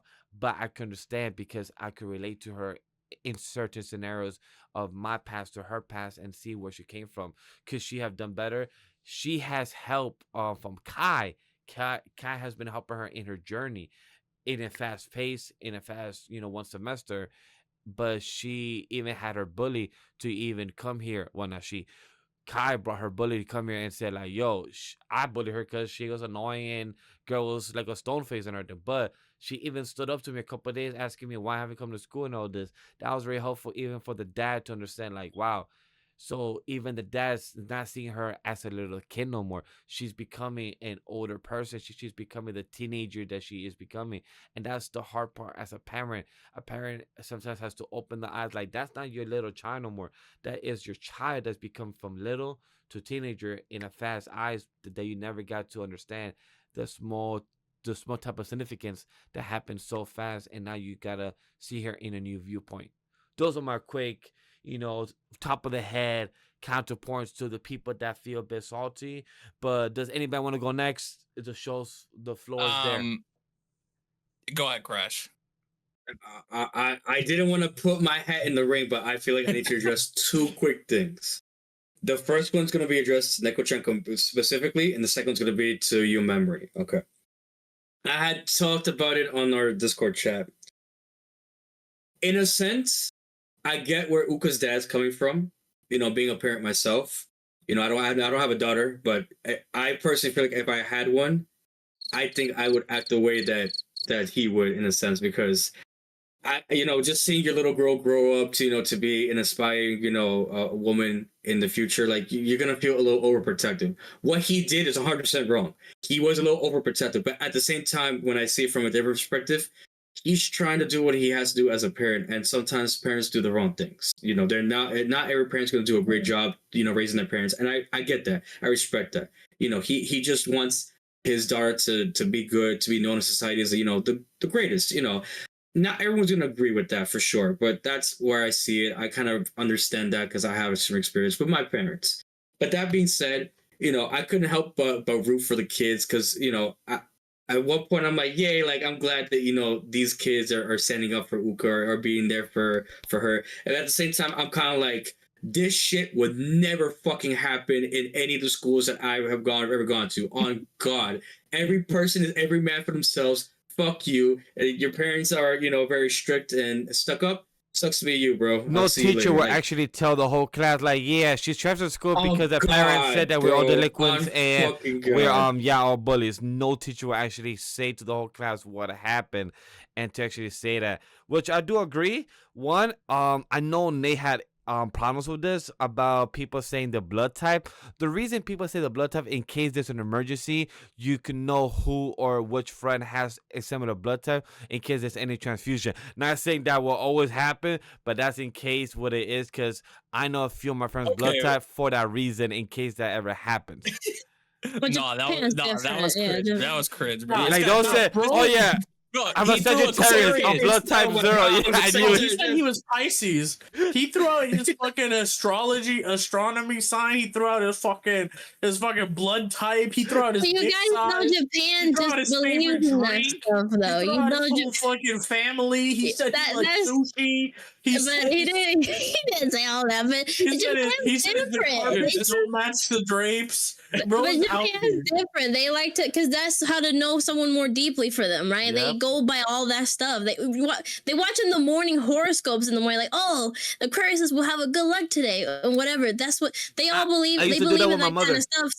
So that was just their way of telling, like, the dad, hey, this is how you can get to know me even better. Here's my my sign, my blood type, everything. Japan's just very formal like that. That's why Kai always just told Uka, like, hey, wait until your dad gets permission for us, and then yada yada, because they know, like, that's just the dad too. He's more formal and he's more like strict that way. So it was just them trying to show, like, him that you can trust us. We're good people. Like, we're not like as crazy as you trying to make us out to be. Like, just delinquents. I just feel like something, talking about how he, like, is affiliated with Uka, or like how he's connected to her, like he could, that, like, something like that, or to tell something like that is way better than what he said, in my opinion. But I don't know. I thought that was pretty cringe. I think a lot of the shit Kai says is cringe, though. Like, I mean, in this episode, I don't know, just the way he talks, I hate it. I hate it. Like, I don't know. It doesn't even feel like he's a love interest. I don't know. It just, he's like, I'm excited to see the person, like, you're gonna become. Like, I don't know. Like, who is you, Mikey? Like, his one-liners, some of his one-liners are so ass, bro. Like, yeah, bro. Like, if I'm not getting rizzed up by that at all, bro. Like, he feels like her big brother, not her love interest. Yeah, I don't know. Like, we made a joke. We made a joke about it while we were watching. I was like, dude, like, it feels like he's like trying to be her dad, or like he is her dad. Yeah. It's just, I don't know. It's kind of like a weird dynamic for me. I don't know. But what I will say is, go. I was just gonna say, like, the thing I like probably the most about this episode is that Uka did stand up for herself in a way, which I did like to see. But I don't know. I feel like it's another case of, like, a trash parent in anime. Where the fuck was the mom during all this too? The mom agreed to it. Well, the mom, I know what you're gonna say, Bash. The mom just disappeared. The mom just disappeared. No. No. The mom is not her place, because this is the father and the daughter having their issues. As a parent, if my wife was going through her issues with her daughter, I'm not intervening, because they need to solve those issues themselves. Why am I going to butt in? I'm not going to go talk to mom and get some input, some advice. Mom was entirely not there. Mom should have said something. Mom should have said, you don't need to be so Mom was there. Mom was in the whole time. She was literally quiet. To be so controlling, because that's what dad's been doing the whole time, being a control freak. And yeah, mom could have been like, hey, maybe we don't need to control our daughter like that. Maybe we can give her some space. Maybe that was them both thinking the same thing. She should have the chance to grow a little bit. Bro, why do you think they were crying? Because they both didn't know. She said, go on, honey. Demean her and make her feel like less than because she's ass. Like, not like that. No, it's not like y'all that. are just twisting it, bro. You're twisting it. Go ahead, Crash. I would like to put my hold on. What? Well, I don't even remember what else I was saying about the mom. Okay, yeah. So the mom, like, just dipped. It felt like the second half of the episode or whatever. She was nowhere to be found. We didn't hear a lick from her. So that was something for me. I was like, okay, that's kind of odd. Also, I just feel like that's a lot of scenes in this series, like the way they direct them, and it feels like the intention is like, okay, like, this is going to carry some weight, or this should hit. Like the scene where Uka revealed that she was bullied, and like that just did not hit for me. I felt nothing. I feel like I was supposed to feel something, but I just didn't feel anything personally.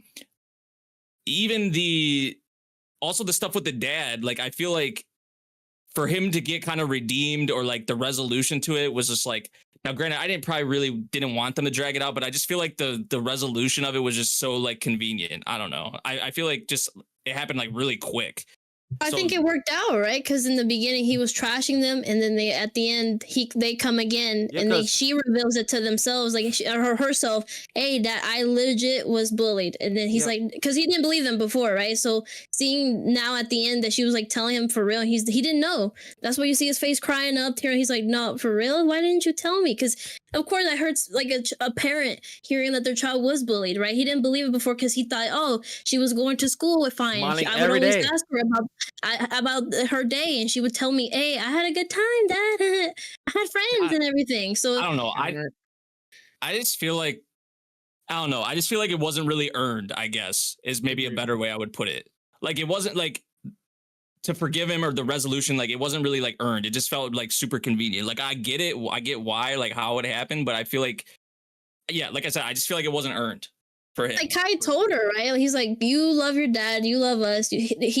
We're all just trying to protect you. Your dad was just trying to protect you. So you just tell him how it is, so he can have a clearer mind and understand why why you love us and like stuff like that. Because you don't hate your dad, right? Because she was telling him earlier, like, Dad, it's none of your business, which is true, right? But that kind of like made him more angry about it. He's like, oh, you know what? I'm locking you up. So that was her push for her to finally tell him so he can understand her situation It just rather felt than like him assuming her situation, right? Without fully knowing her story and like what was going on and not seeing her as the little child that she was and standing up to the bullies and whatnot. So it's just you have to. It's okay. It's not your guys. It's not your guys' feeling like series because you just don't relate to her story, right? I feel But just like when you have overprotective parents, you feel that way. Like you feel locked up. You feel closed off. In the cage, in the bird cage, like he mentioned, back in the car. Like, why are you putting her back like in? It was hard for me to really like grasp, like, grasp it because like he just switched up this so quickly. Yeah, Well, you know it what? makes You know sense what? why, though. Nah, Neko. You know what?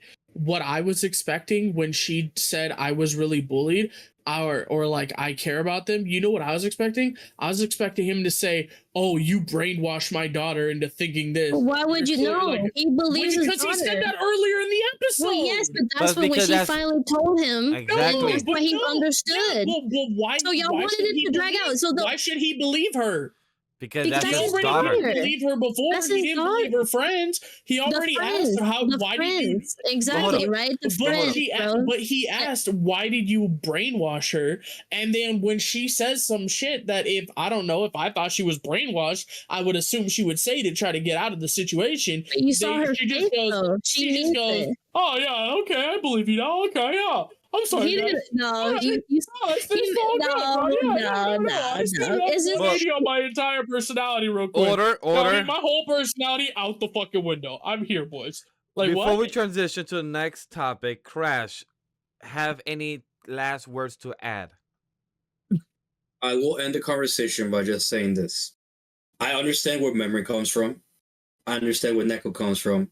And I understand where Grem comes from.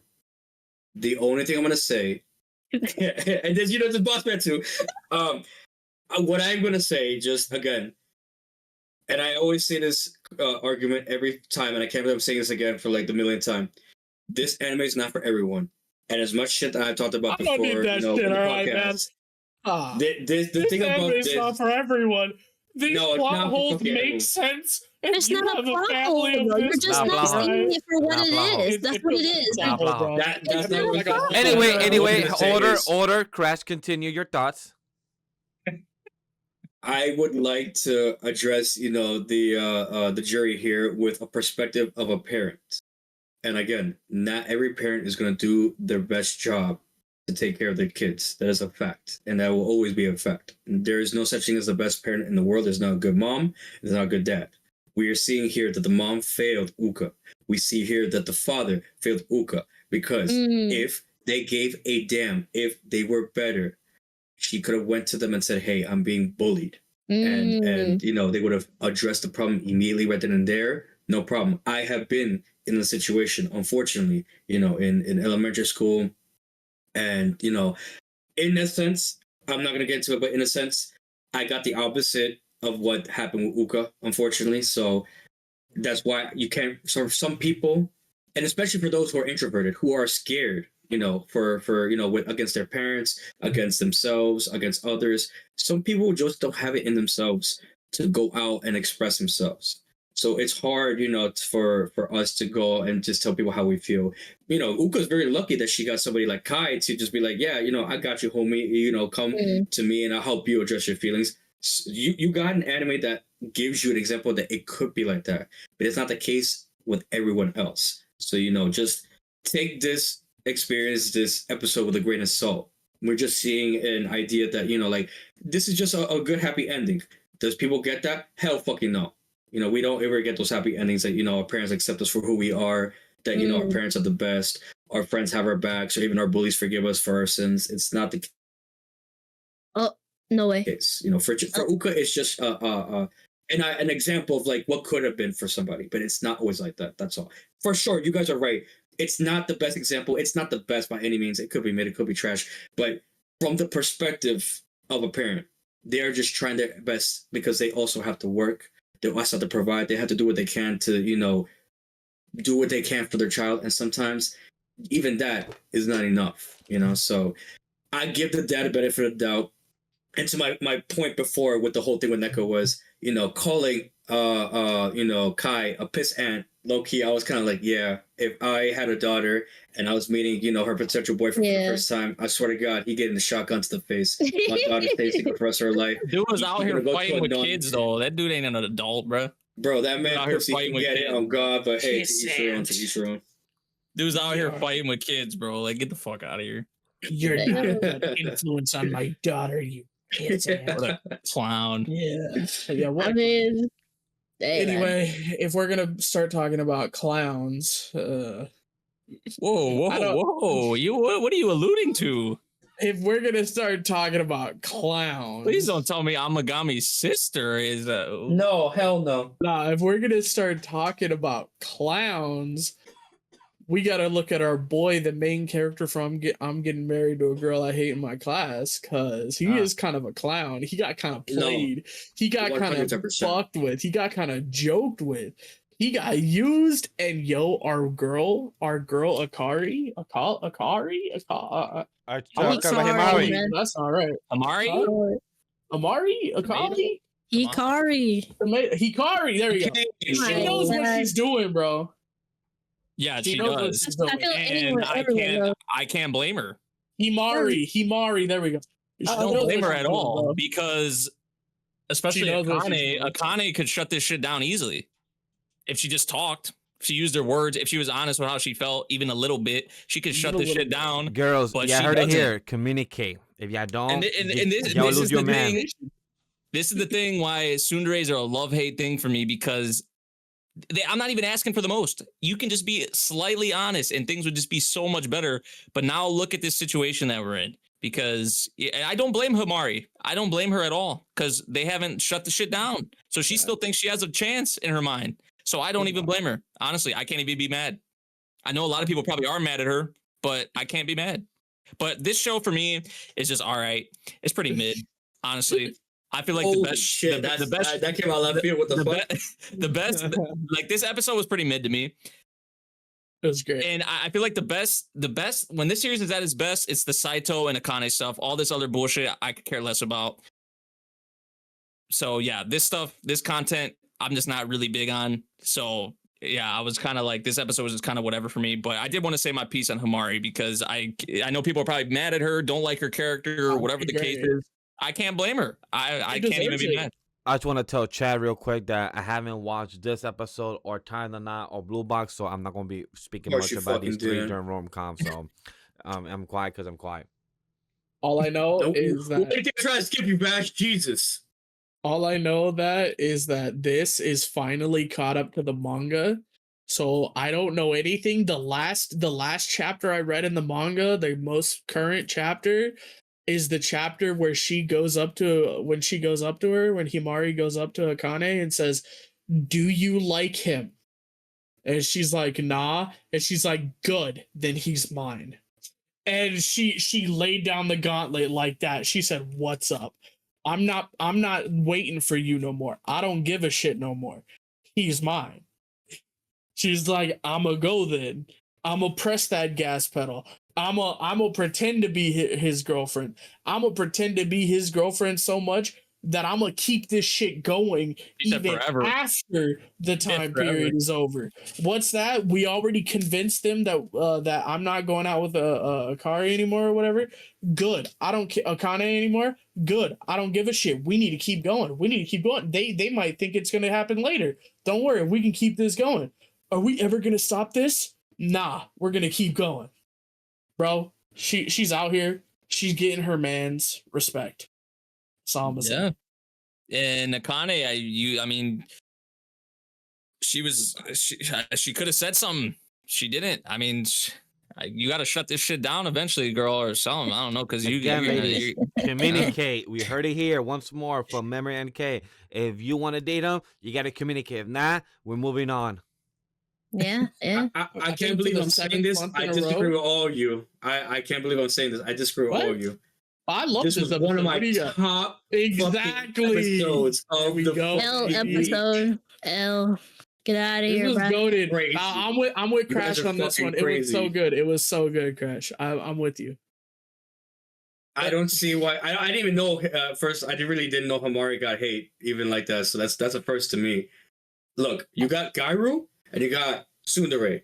Both are fighting for, Riz Lord God, Giga Chad. Who gets no guy, bitches, whatever. I mean, he gets all the bitches, honestly. We know that, but it's not implied. Look, I don't care who wins. I would like Tsundere to win. I actually low-key would want the Gairu to win. I don't care. Somebody fucking win him. That's all I care about. To win? The little sister. Shisei? I'm joking. You want Shisei? I'll take no, not Shisei. Not Shisei. Not Shisei. Oh, the other little sister. We're talking about underage. Maho. What do you mean? Shisei's the same age. What are you on about, bro? No, they're not. They are. Little sister to me is a little underage. Look, I don't care. I like all the characters. For me personally, I don't think. Sure, maybe there is some points where it gets a little boring, maybe a little bland here and there. But I like how the animation has worked for everybody so far, and I like where the story is going for this, because it could go one of four ways. It could be, like I said in the beginning of this whole season, that it could be a whole harem aspect that they all get him. Apparently, I don't know. It could be he just ends up with the basic tsundere, with Akane, as it should be, but not really. It could be a whole new girl goes into the mix, Hamari, and it's her who likes him, not the way around. It could be Shisei, who really technically is cousin, so that's incest if you really want to fight it. And then you have Maho, who doesn't like, but then finds out that you do like after that fact. Look, I just give it a shot, give it a chance. Maybe it's not cooking right this second. I get it, slow, like fines, whatever. But I feel personally like. It's kind of like with the Doctor anime, right? I said mid and I was fucking wrong, and then it turned 180. That's what I'm telling you guys. Like, it was mid this episode. Sure, I respect it, but let it cook. Give it another episode. Give it a chance. What if we get another spicy scenes? What if we get some spicy episode next week where might be all of them are in lingerie and trying to seduce this guy? Who the fuck knows? You really are the gooning. The possibilities are endless. That's all I'm saying. Just give it a chance. The other plot, not the plot, huh, buddy? That's all. Look, I'm here for the romance, the sexual aspects. We're way past romance now. I want sexual aspect. We're on week 10 now. Run me the goods or leave it alone. Look, I respect to Hamari for sure, right? She's getting what she wants, like a little bit of what she wants, basically, and then Shisei was my favorite part of the episode, really. And Akane, you need to step up if you feel something about it, girl. You need to stop. Like, come on, you'll be like, but you don't want to, know? Yeah, you don't even she don't even have to like go all out. Like, she don't even have to let it all out. Just let some of it out. Like, like. Jeez, and even that would help, but I can't believe I'm saying this too, but fucking 100 girlfriends looking a lot more better than Akane right now. Than that. I agree with you there. Wow, that's wild. None of them got anything on the Tsundere King, the Tsundere Queen, Makise Kurisu. You know what? That's true. You know what? I don't. You got me there. I gotta plug my waifu whenever I can. Yeah. But speaking of waifus, I know there's 4 of them. Or 5 now, I guess. 5. 4, my boy. 4. Four. I gotta speak on this. Go ahead, boys. I have no idea what's going on. Amagami sisters. I love the older sister. That's all I know. 21. Episode 21, I think. Yes, sir. Tying it now with the Amagami sister, right? And Chad, I'm just gonna say real quick that I was really hyped for this episode because we already had 3 potential, wives that could be, with Uru, and now we got the 4th the one that no one was talking about, the underdog, the unexpected, the fucking childhood friend, right? And just watching that, me personally, was like, at first, just a quick idea, right? First, you're watching, you're like, okay, cool, we got a little bit of some etchy scenes here and there, whatever. Then you get to the actual plot, like, okay, this girl actually likes, Uru, and wants to be with him, but somehow the girls prevent her from being with him. Fine, whatever. They go to the shrine to wish for something that they really want. And you see, the childhood friend pray to this god that is kind of, let's say, I wouldn't say demented, I would say a little more twisted. We see like the dark side of praying to the wrong god. Like, what if instead of praying to a good god or the right god, what happens if you pray to the wrong god or a demon or the devil? And that's what the childhood friend did. Like, she wanted something that could not be obtained, but she still asked for it anyways.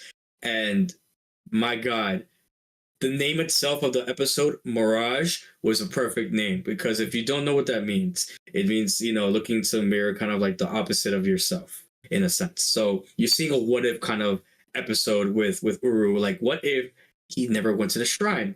He never was with these three girls, and he ends up being the boyfriend of Shamari. That whole transition, like when he sees, like, the pictures being burnt of the three girls, time being looped back, and then the god just kind of like screeching, and then he wakes up as a dream. That fucking made me I like how they did that. I was like, yeah, I like how they did that a lot. That was fucking amazing. I was like, give me more fucking that. That's what fucking anime needs to be like. I need to see that more of that shit. We don't see the fucking mom trying to like troll or not. No. We're seeing some dark shit right now, and I fucks with this because I just, this can go any way, right?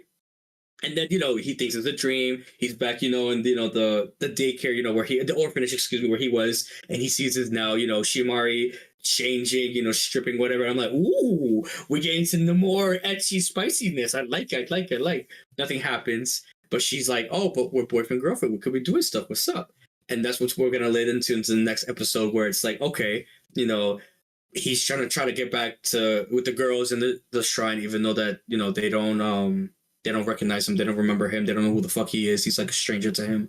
And Shamari's going to try to pursue, Uru, try to like be like, hey, we're boyfriend, girlfriend. We do things like hold hands, kiss, fuck. We could do a lot of things like what we're going to do in this episode. So I'm looking forward to that. It was peak for me. I personally loved it. I don't care if you guys say it's mid. That's your opinions. I would respect it, but I low-key don't respect it. Actually, was mid. I feel. Yeah, I didn't even get to watch it. I know. I like this.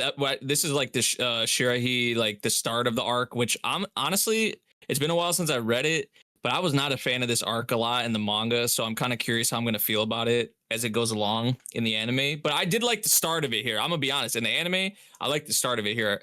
But I want to see how because we only have a couple episodes left, so I want to see how they handle it here. Or how maybe I feel differently about it second time experiencing it. 3 more episodes. Yeah. So maybe I feel differently about it experiencing it again, because like I said, it has been a bit since I read this part. But yeah, you mentioned the ecchi scene with like the shower or whatever. You got to give some props to Uryu, because I feel like a lot of people would have folded in that situation for sure.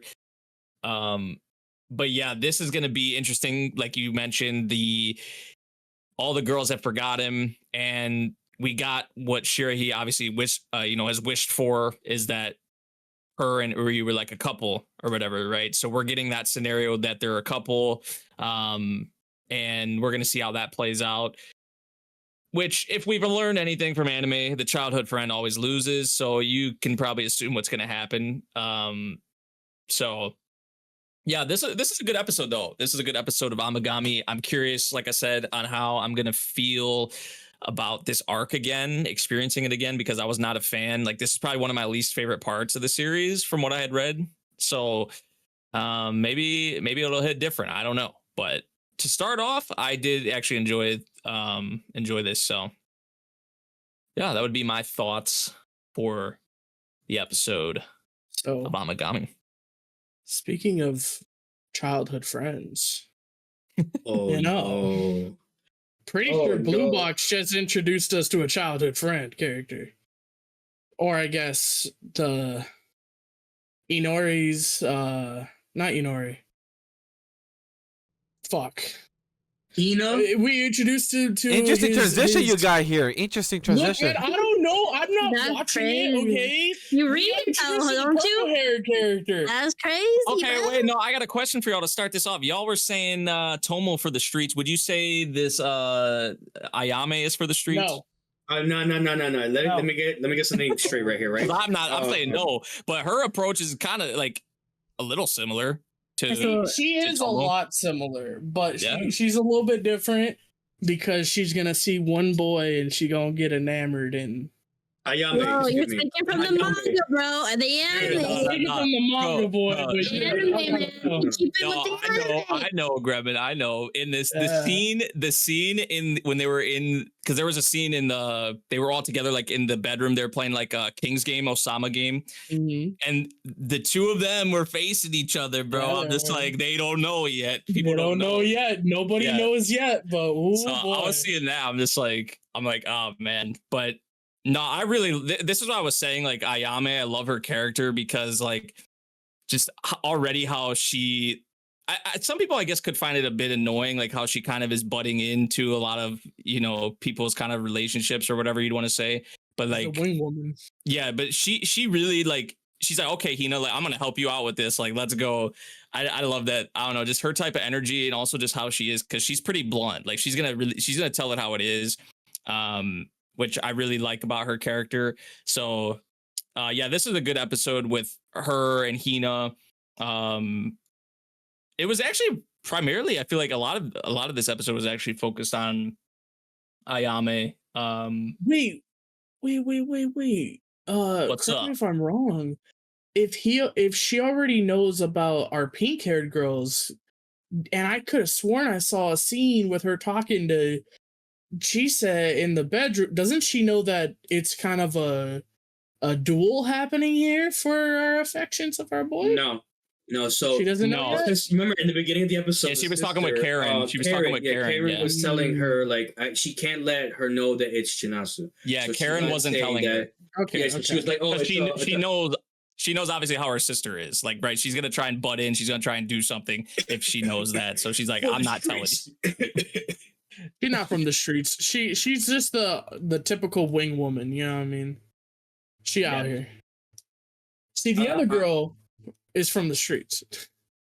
Yeah, She's trying to take all the. Tomo for streets. Yeah, but She's trying to take all the rejected ones back to her place. So yeah. I genuinely just want to know if Taiki is going to tell everybody who he Taiki, likes that's her name. from that King game. That's all I want to know. Like, is he going to confess? Is something going to happen? I don't, because from here on out, right? It's just right now Hina and Shinatsu, and everyone pretty much knows that Taiki likes Shinatsu.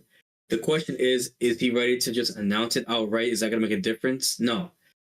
My thing right now is Shinatsu bought a fucking plant.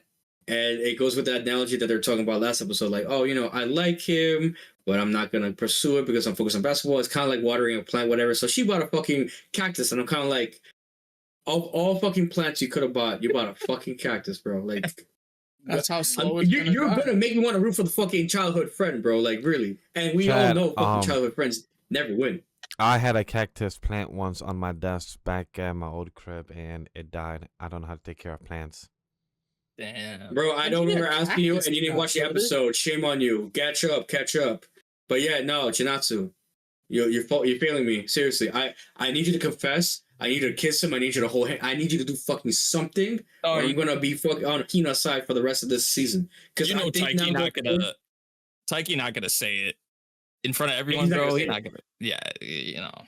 Yes. But I think it's gonna be a season 2 for Blue Box going forward. It can't, like, the way it's going. It's not gonna just end just like that. No, there's so much to finish.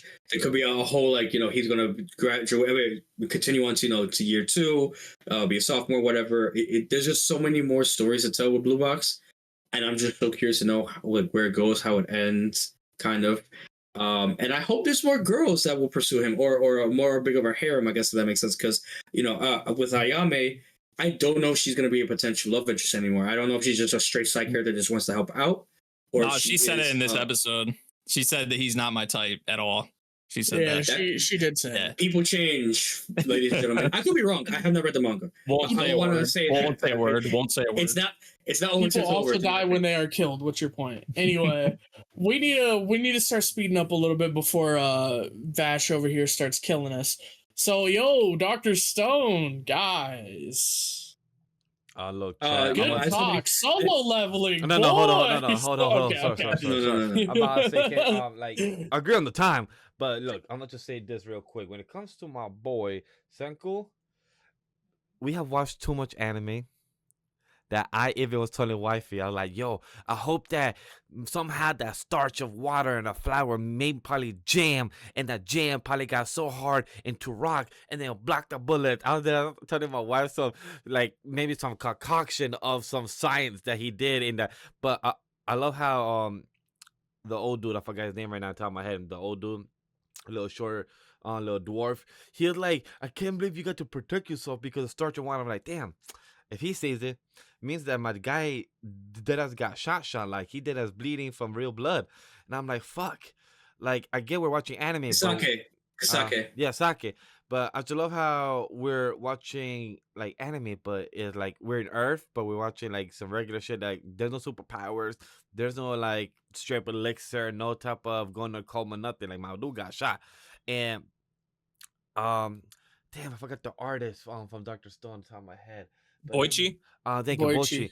This man, you drove them thick thighs. I told my girl during the show, I could know Crash loves this pink hair girl. The way this girl is drawn, the way this girl, I told my girl during this whole episode, like, yo, babe, she's truly highlighted, like her lips, her face, her waist, that thighs, that I'm like, damn, she drew her like, it's like she draws my attention. Yes, sir. 2 words. Dummy thick. Yeah, she's dummy thick. Other than She's that, a dummy and she is thick. Chrome, is your time to shine, my G. You got this. I It's love like how Timu Gurren Lagann, the drill. You know, I love how he thought the most inventive motherfucking thing, and then my boy Suska and the other 2 guys were like, also a drill. Chrome's heart was so broken, like, I thought I invented the most smartest thing, but the reaction of their face, they're like, oh, so it's a basic drill. All right, cool. That's easy. We know what this is. So my theory, I'm curious to see what you guys think. The enemy, Zeno and his crew are building a tank. That is my only theory I've got because it's a metal piece, big, bold thing. A nuclear warhead. Okay, I was gonna say nuclear warhead, but I'm like, it can't be. Like, no matter how fucking smart Zeno is, no way we got a nuclear warhead. There's no fucking, like, if we do, we're fucked. That's it. I don't know what Probably happens. a rocket. Let's be real here. It could be a rocket too, but I don't know how you could get fucking like a whole type of fusion. Wait, if it was a rocket, that would be ironic. That would be ironic because that's technically what Senku asked of him all those questions all those years ago. That would be a very like full circle type of moment. Nice, Grem. I don't know how you'd. It's I don't know how crazy you. that I'm not watching that series. No, I don't know how they would fight with a rocket. Yeah, though, I don't know be what fair, to do, but Crash, any quick thoughts about Dr. Stone? Good talk. Jeju Island started, boys. Okay, hold up, no. Nate. No, I'm about to say, Nate, joking, at I'm least a quick joking, thoughts, I know. But like, at least give them like a quick minute. I'm joking. No, Okay, Crash was 60 seconds. gonna say something. Crash was gonna say Yeah, something. 60 seconds. I feel bad that Senko got shot. When I saw that and I saw him passing the torch to Chrome, I was like, it's gonna sound really cringy and cliche, but fuck it, I'm gonna say it here anyways. My name, the Hispanic Assassin, does not mean it's just straight to me. It can go to anybody right there. The legacy can always continue. That applies to science. So even if with Senko, if he passes away, Chrome will always pass on the torch, and he will pass it on to somebody else, etc., etc. And I'm curious to know if that also applies to Zeno as well. Does he have a backup like Senko does? And another thing, I don't know what he's building, Dr. Zeno, and I don't care. I'd rather be in the dark about that and just find out as the anime progresses. Because this specific season, I did not want to know anything about anything. I knew someone was gonna get shot because of the trailer that we saw together, guys. and I'm kind of upset about that. So now I know. I thought it was gonna be what's Senko's friend's name? His best friend's Taiju. name? Yeah, Taiju. I thought it was gonna be him that gets shot. I'm actually surprised it was the way around. It's gonna be Senko. So anything can happen, but I rather stay in the dark. I'd rather be oblivious. It's play stupid. I'd rather just let's see what happens next episode. I'd rather care less. I don't want to be for once. I don't want to be spoiled with this anime. Surprisingly, leave me alone with that shit, Vash, please. Wait, Crash, I got a question. I may or may not have answers. I don't know. So if the worst would be happening, God forbids, for some reason you die, does that mean Neko's the Hispanic assassin? In the podcast, perhaps. In real life, I have my own crew that has a torch to become the Hispanic Assassins with S. But if she would like to be, responsible for saving the world. It can't be Vash over here. Vash is too love and peace. Oh, he already is. He already is part of it. Unfortunately, he's stuck with me. No, it's love and peace, bro. You can't be the Hispanic assassin. Have you seen on Vash? He does have a nuclear weapon on his hands. Yeah, but love and peace. You can't be an assassin. He could. Have you seen his brother knife? No, but hey. love and peace. All right. Well, Vash gotta do what you gotta do. So sometimes the last thing I will question. Yes, Nate. We'd love to hear that. With Dr. Stone is Senku even going to be involved in these last couple episodes? It doesn't. It's true. We have 3 episodes left. That is true. Which I'm okay with. That's going to be interesting. I'm okay with that too, because I feel like at this point, Dr. Stone's established. Like the cast is well established. So even if Senku's not around, like I don't have a problem with it, and I think it'll help the other casts as well. So I'm actually kind of looking forward to that, like how the last stretch, if he's not gonna be like really as directly involved, like how this last stretch is gonna be without him. So by the way, character development. Jen, motherfucker, you a goat, because for you to figure out what is Senku trying to figure out while trying to lie to the enemy and think what he's trying to do. I'm sorry, but to anybody who thinks that you know somebody, you better hope in God's name that is true, because Jen lied out of his ass and he believes he got it right. Like, if I know Senku well enough, he probably would do this. And I'm sorry. I know very few people that probably might know what I'm thinking if I ever tell them, like, hey, lie for me. But I'm not going to tell you with what lie, what for. If you could lie and think what I'm lying for, man, you really do know me. So that is praise. You just call Jen? I sometimes go back and forth with Jen to Gen. I don't know why. Jeju Island. Nate, I want you to go first, because you said that this episode was not reaction worthy. Do you still stand on this ground? Yeah, I would still say it wasn't really reaction worthy. I mean, there was like some shock value at the end, like for a moment there. And then there was the fight between, what was his name? Goto, I think his name is. Yeah. Yeah, that little fight he had with Jinwoo, like, yeah, that was probably reaction worthy. But outside of that, I feel like, like the training, whatever, was cool. I didn't really think much of it. I thought it was kind of funny how that, like, Jinwoo probably could have killed him, honestly, or would have killed him if they didn't hold him back. And I think it just showed like how much, like, even though they were trying to build this dude up like he was some, like, there's still like a huge gap, obviously. I feel like so yeah, like really just building up this, or like starting this new arc, which with how it did leave off, I'm curious to see how it's all going to play out, especially with the characters that we have here. Mm-hmm. And we know Jinwoo's going to be involved somehow, although he said, I'm not taking part in this. He's going to be involved somehow. So yeah, this episode, I feel like it was solid. It was all right. Nothing crazy to write home about, though, for me. I feel like, I think I said it with y'all, like episodes 8 of this season, episode 6 of this season, like it doesn't even come close to those. What's funny is that when I was doing the reaction, because for chat, I did the reaction, sadly not a lot of views, y'all not watching, so if y'all here for the review, we appreciate it. But yeah, I'm sad, it seems like y'all don't want no solo reaction of Ash. Yeah, y'all just care about the duo, the trio. The white boy. It's cool, we appreciate it. But for Sungjin in this episode, was the reaction worthy? No. If I have to put it as a yes or no, or as a sometime question, I would say no to the no. But for the next 3 episodes, I would definitely say reaction worthy because we saw head cut off, as people see from my from my background. The guy with the B word is here, not the bitch. So yeah, I know who I'm talking about. My dude is coat with hockey is what I call it during the reaction, and me and Grem spoke about it behind the scenes. He's lucky that he didn't get told by the system saying, "Yo, this man is coming at you with murderous intent. It's time to kill him." So he's lucky that the Yeah. system didn't be like, "Hey, we don't like him. It's time to murder him." And guess what? I'm really curious to see if Sunjin had the opportunity, how would the story develop after that, after these other S rank hunters had to jump in or had to not be involved. It would have been curious, but without that, we would have no Jeju Island because they would have lost like 4 or 5 S rank hunters just because of Sungjin. Fucking computer be like, kill them all now. Yeah, I think the one thing I thought was missing from this episode, and again we're gonna get into Grem that talks about the manga or the light novel or he knows future shit. The one thing I will say that's missing from this is that Jin Woo, the whole time he was in that fight, he actually got a little bit pressed for a second. And I know y'all said that he kind of like beat him easily. That's not entirely true.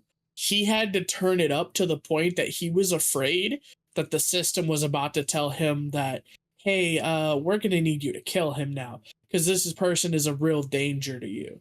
Yep. So Goto was built up for good reason. Like if that fight hadn't ended when it ended in the webtoon, it made it very clear that if that fight did not end right there, the system was about to kick in and say this person is a real danger to you. Kill him or I will kill you. Like so like that's the one thing I'll say was missing. It left us a little bit, I guess wanting for more. But it was a good episode, yeah. Crash, any thoughts about this? Didn't watch the episodes. Keep it moving. Copy. Sakamoto days. Nate, what you thought about this and the action or maybe the positive of hot springs? Have you ever gone to a hot spring? No. Maybe in Japan when we go eventually. But if you thought it was going to be a chill episode after everything that's been happening, no, never a time to chill in Sakamoto days when you're Taro Sakamoto, But I got a kick out of this episode because the one dude was trying to do literally whatever he could, and Sakamoto was just kind of chilling the whole time. But yeah, I mean, this episode was solid. I did get a kick out of the ending scene as well. I think a lot of us got a kick out of the after credit scene. Oh yeah, Yeah. the crepes. By the way, I love crepes. That shit was golden. The floating crepes was funny as hell. I do agree with Nate. This episode was enjoyable. I feel like it's a wholesome episode since they haven't done a lot of wholesome episodes over the recent ones, or they have cut a bit of the fat from the manga, showing like the slice of life stuff.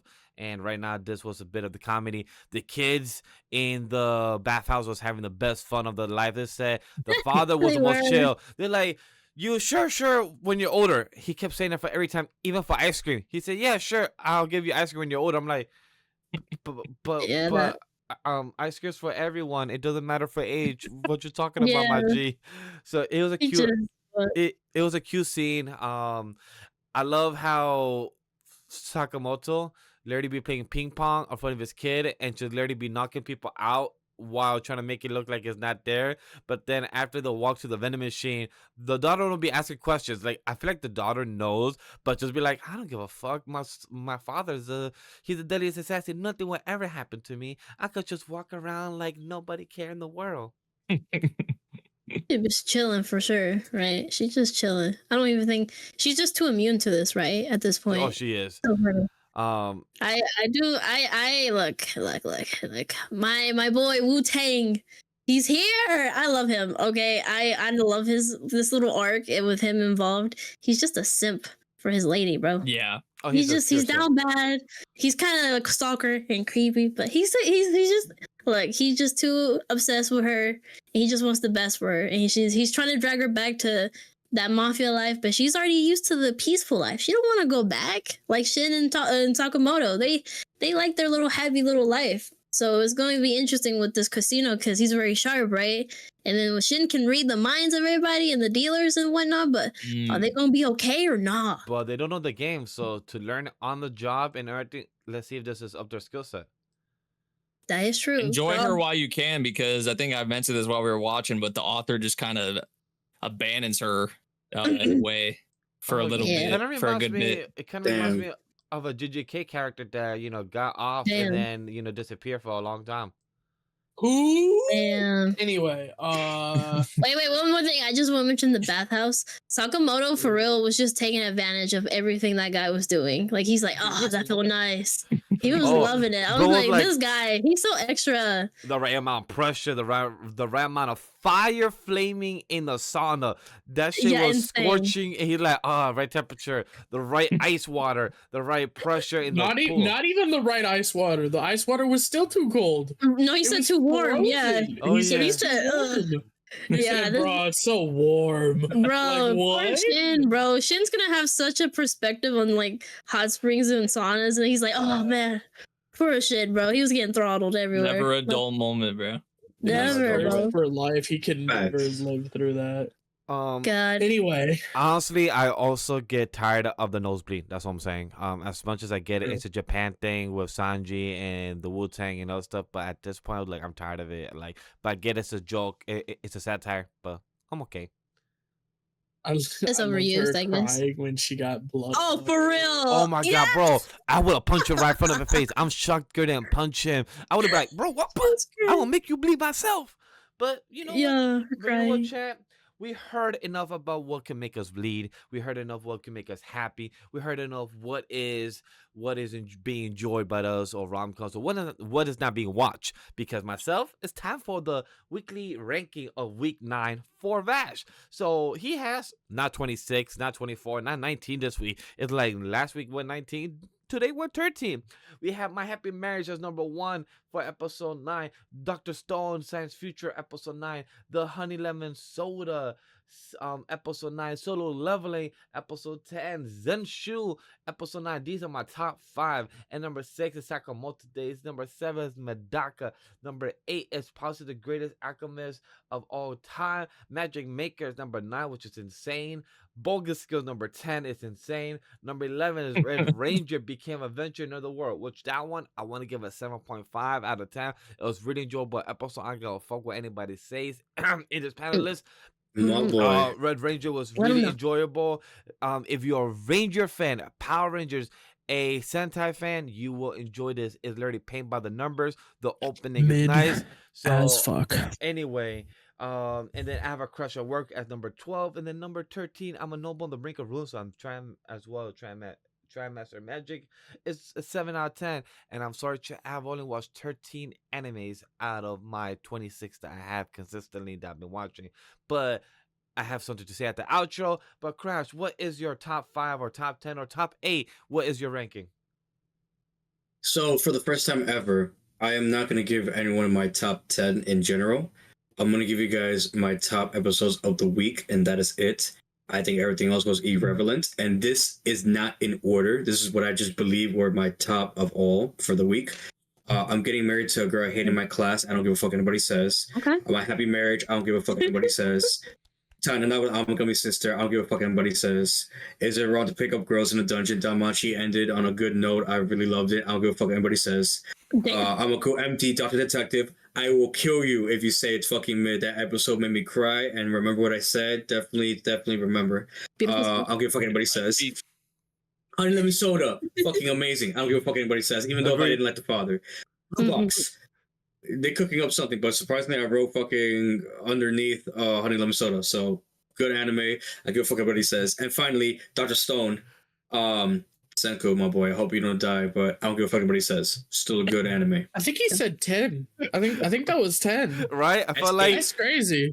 That's 8. No. If you cut number 9 of the series called I don't give a fuck what anybody says. Thank you, Grem. You was going with that. Such a good series, dude. Me and Grem were new, like, by the time he just kept repeating it, I feel like that's also a series by then.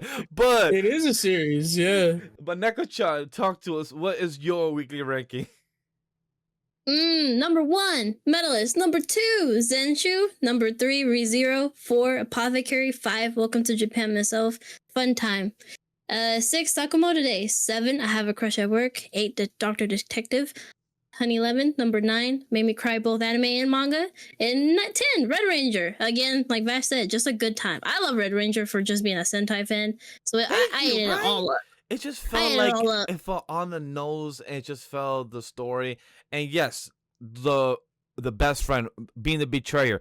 If you're a Ranger fan, you know that's literally paint by the numbers by trope. It just Like makes him sense. coming back, being the villain over and over and over. And it'll be It's just just 35 times. I'm like, yo. 13, yeah. And it was funny. That's literally a Ranger storyline where you have to It defeat is. your friend or the guy that betrayed like another 3 or Isn't- maybe Isn't that another what 5 more Tommy times. did? Like Yeah. 10 times? Tommy betrayed them like I think like 3, 4 times, I believe. It's just He how was it the Green is. Ranger, he was the Red Ranger, he was the Blue Ranger, he was the White Ranger, he was the Black But Ranger. He just kept coming back. Also, I think in Dino Thunder they reused a storyline because Tommy Oh, was 100%. the trainer and the mentor, and they had another White Ranger, and he betrayed them because he was a dual personality character. So they also used that storyline by betraying the Rangers like a good 3, 4, 5 times. So Oh that's my why I'm saying God. if you're a Ranger fan, you appreciate the lore and the character of this episode, Yeah, and also it's it was fun a series, cute type man. of like backstory lore that we finally been waiting for the past 8 episodes. We're like, can we know why is this? And it didn't really explain the Red Ranger lore in this universe, so let's hope that we get it in the next couple episodes as Yeah. well. But yeah, Welcome to Japan. I just want to shout out Dragon Mommy, the best mommy, man. I love her so much. Girl's a guys. good She's- wingman. Awesome. Good wingman. She's a wingman too. She's a She's great like, wingman. Hey, good just wingman. kiss wherever you want to kiss. Forehead, lips, That's what I cheek, call a and she homie. said right there, That's yo. literally what I call homie, bro. That's And then gave them Hey. new weapons too. Oh, come on, they look so clean. But yeah, oh my god, I love Welcome to Japan. But yeah, Crash. Grem. What is your top 10, dude? All right, my number 1 is held by 2 different things. Number 1 and 2 are interchangeable because Crash took my episode of the week, so I decided to give some love to ReZero. So ReZero is number 1. Number 2 is Doctor Detective. Again, like I said, interchangeable. They're both peak. Number 3 is Apothecary, was up there. Zenshu, number 4. Number 5 is Married to Girl, I Hate My Class. I don't care what nobody says. It was a good episode. Ew. Yeah. Mid. Number 6 is Medalist, peak. Number 7, Shangri-La Frontier. Ain't no fucking love here. What's I'm up, sorry. boys? Whoa, I'm sorry. They met IRL. It was lit. Oh my god, bro! If you ever have met up with any of your online friends, you know how it feels. It's That amazing. episode was so enjoyable. It was so funny. Number 8, Welcome to Japan Myself. I'm gonna read you one thing that's on my notes purely because it was hilarious as shit when Nate said it during the episode. Mm-mm. He said, "Yo, that guild leader looks like Heimerdinger." Yo, in that's my true though. leads- True though. And in my notes, it says Dragon wants to be invited to the dungeon. Guildmaster Heimerdinger is lit. We Yeah, he's dumped fun. on this ugly mother mofo. Yeah. Ready to dive in the dungeon. That's my notes for the episode. It was peak. Good notes, good notes. Good notes. Wow. I just number started 9. League 2, which is crazy. So, wow. You gotta watch the anime, man. You missing out. Bro. Number 9 is Guild Receptionist. Number 10. Number 10 is a shared spot with Solo Leveling and Crush at Work. Anyway, Nate, what you got for us? Our co-host to end the show. Talk to us. Okay. Yeah, in Well, the show. Bang, my brother. First off, I am gonna give some love to Shangri-La. I didn't have Shangri-La on my because I didn't really have a top 10. I was just kind of like thinking of some of like my favorite things, but I would want to include like Shangri-La probably towards like the tail end because yeah, the IRL meetup thing was like really cool and relatable because even for some of us in here, we could speak about like meeting up with each other for the first time and all that. So yeah, but starting number 1, Orb. My number 1 was gonna be ReZero, but I watched Orb earlier today, and Orb just I don't know what the hell. Like I feel like I have an idea what's happening, but what they did in this episode, I'm not gonna go into much detail because I don't want to spoil, but some crazy shit's happening. Like it's a little mind fuckery a little bit, honestly. because essentially it could kind of flip the series in a way, like on its head, or make you think about a lot of things differently. Which I'm sad next week is the last episode, the finale. Insane. But yeah, Orb, they made OP changes as well, which is probably like they've done it like this is the 4th time they've made OP changes, and I love when series do that. And the visuals, like I feel like the changes they made for the final OP is like the best changes they've made. So visually, so I really like that. But yeah, there's just I don't know how this is gonna leave off, especially with how episode 24 went. But I'm excited for the finale, and definitely my episode of the week. It was fantastic. ReZero number 2, number 3 Apothecary Diaries, number 4 DANMACHI, number 5 Medalist, number 6 Blue Box, and then like I said, one of the show love to Shangri-La Frontier. I would probably have that like at number 7. Crush at Work as well. I'd show love to. So yeah, those are the ones that really I feel like stood out. Like the first 6 that I mentioned are the ones that really stood out to me. But you know, I had to show love to a couple other ones. So, and also I do want to add, because you know maybe it speaks more to why I only had 6 really on my list. But like, you know, like for Vash, for instance, you know, like he didn't watch. It's either he didn't watch a lot of anime, or it was a midweek when you got Magic Maker and Bogus Skill in your top 10. Yo, get him! Wow. Get him! Wow. That's all You know what that hey, that's a Damn. wrap on our show for episode 20 of Off the Binge. What do we think, guys? How are we feeling about tackling our first full team? A 5 head right here. We got 5 guys of the winter season. Let me start off with me. Let me just start off with the outro by saying thank you guys for watching the podcast with us.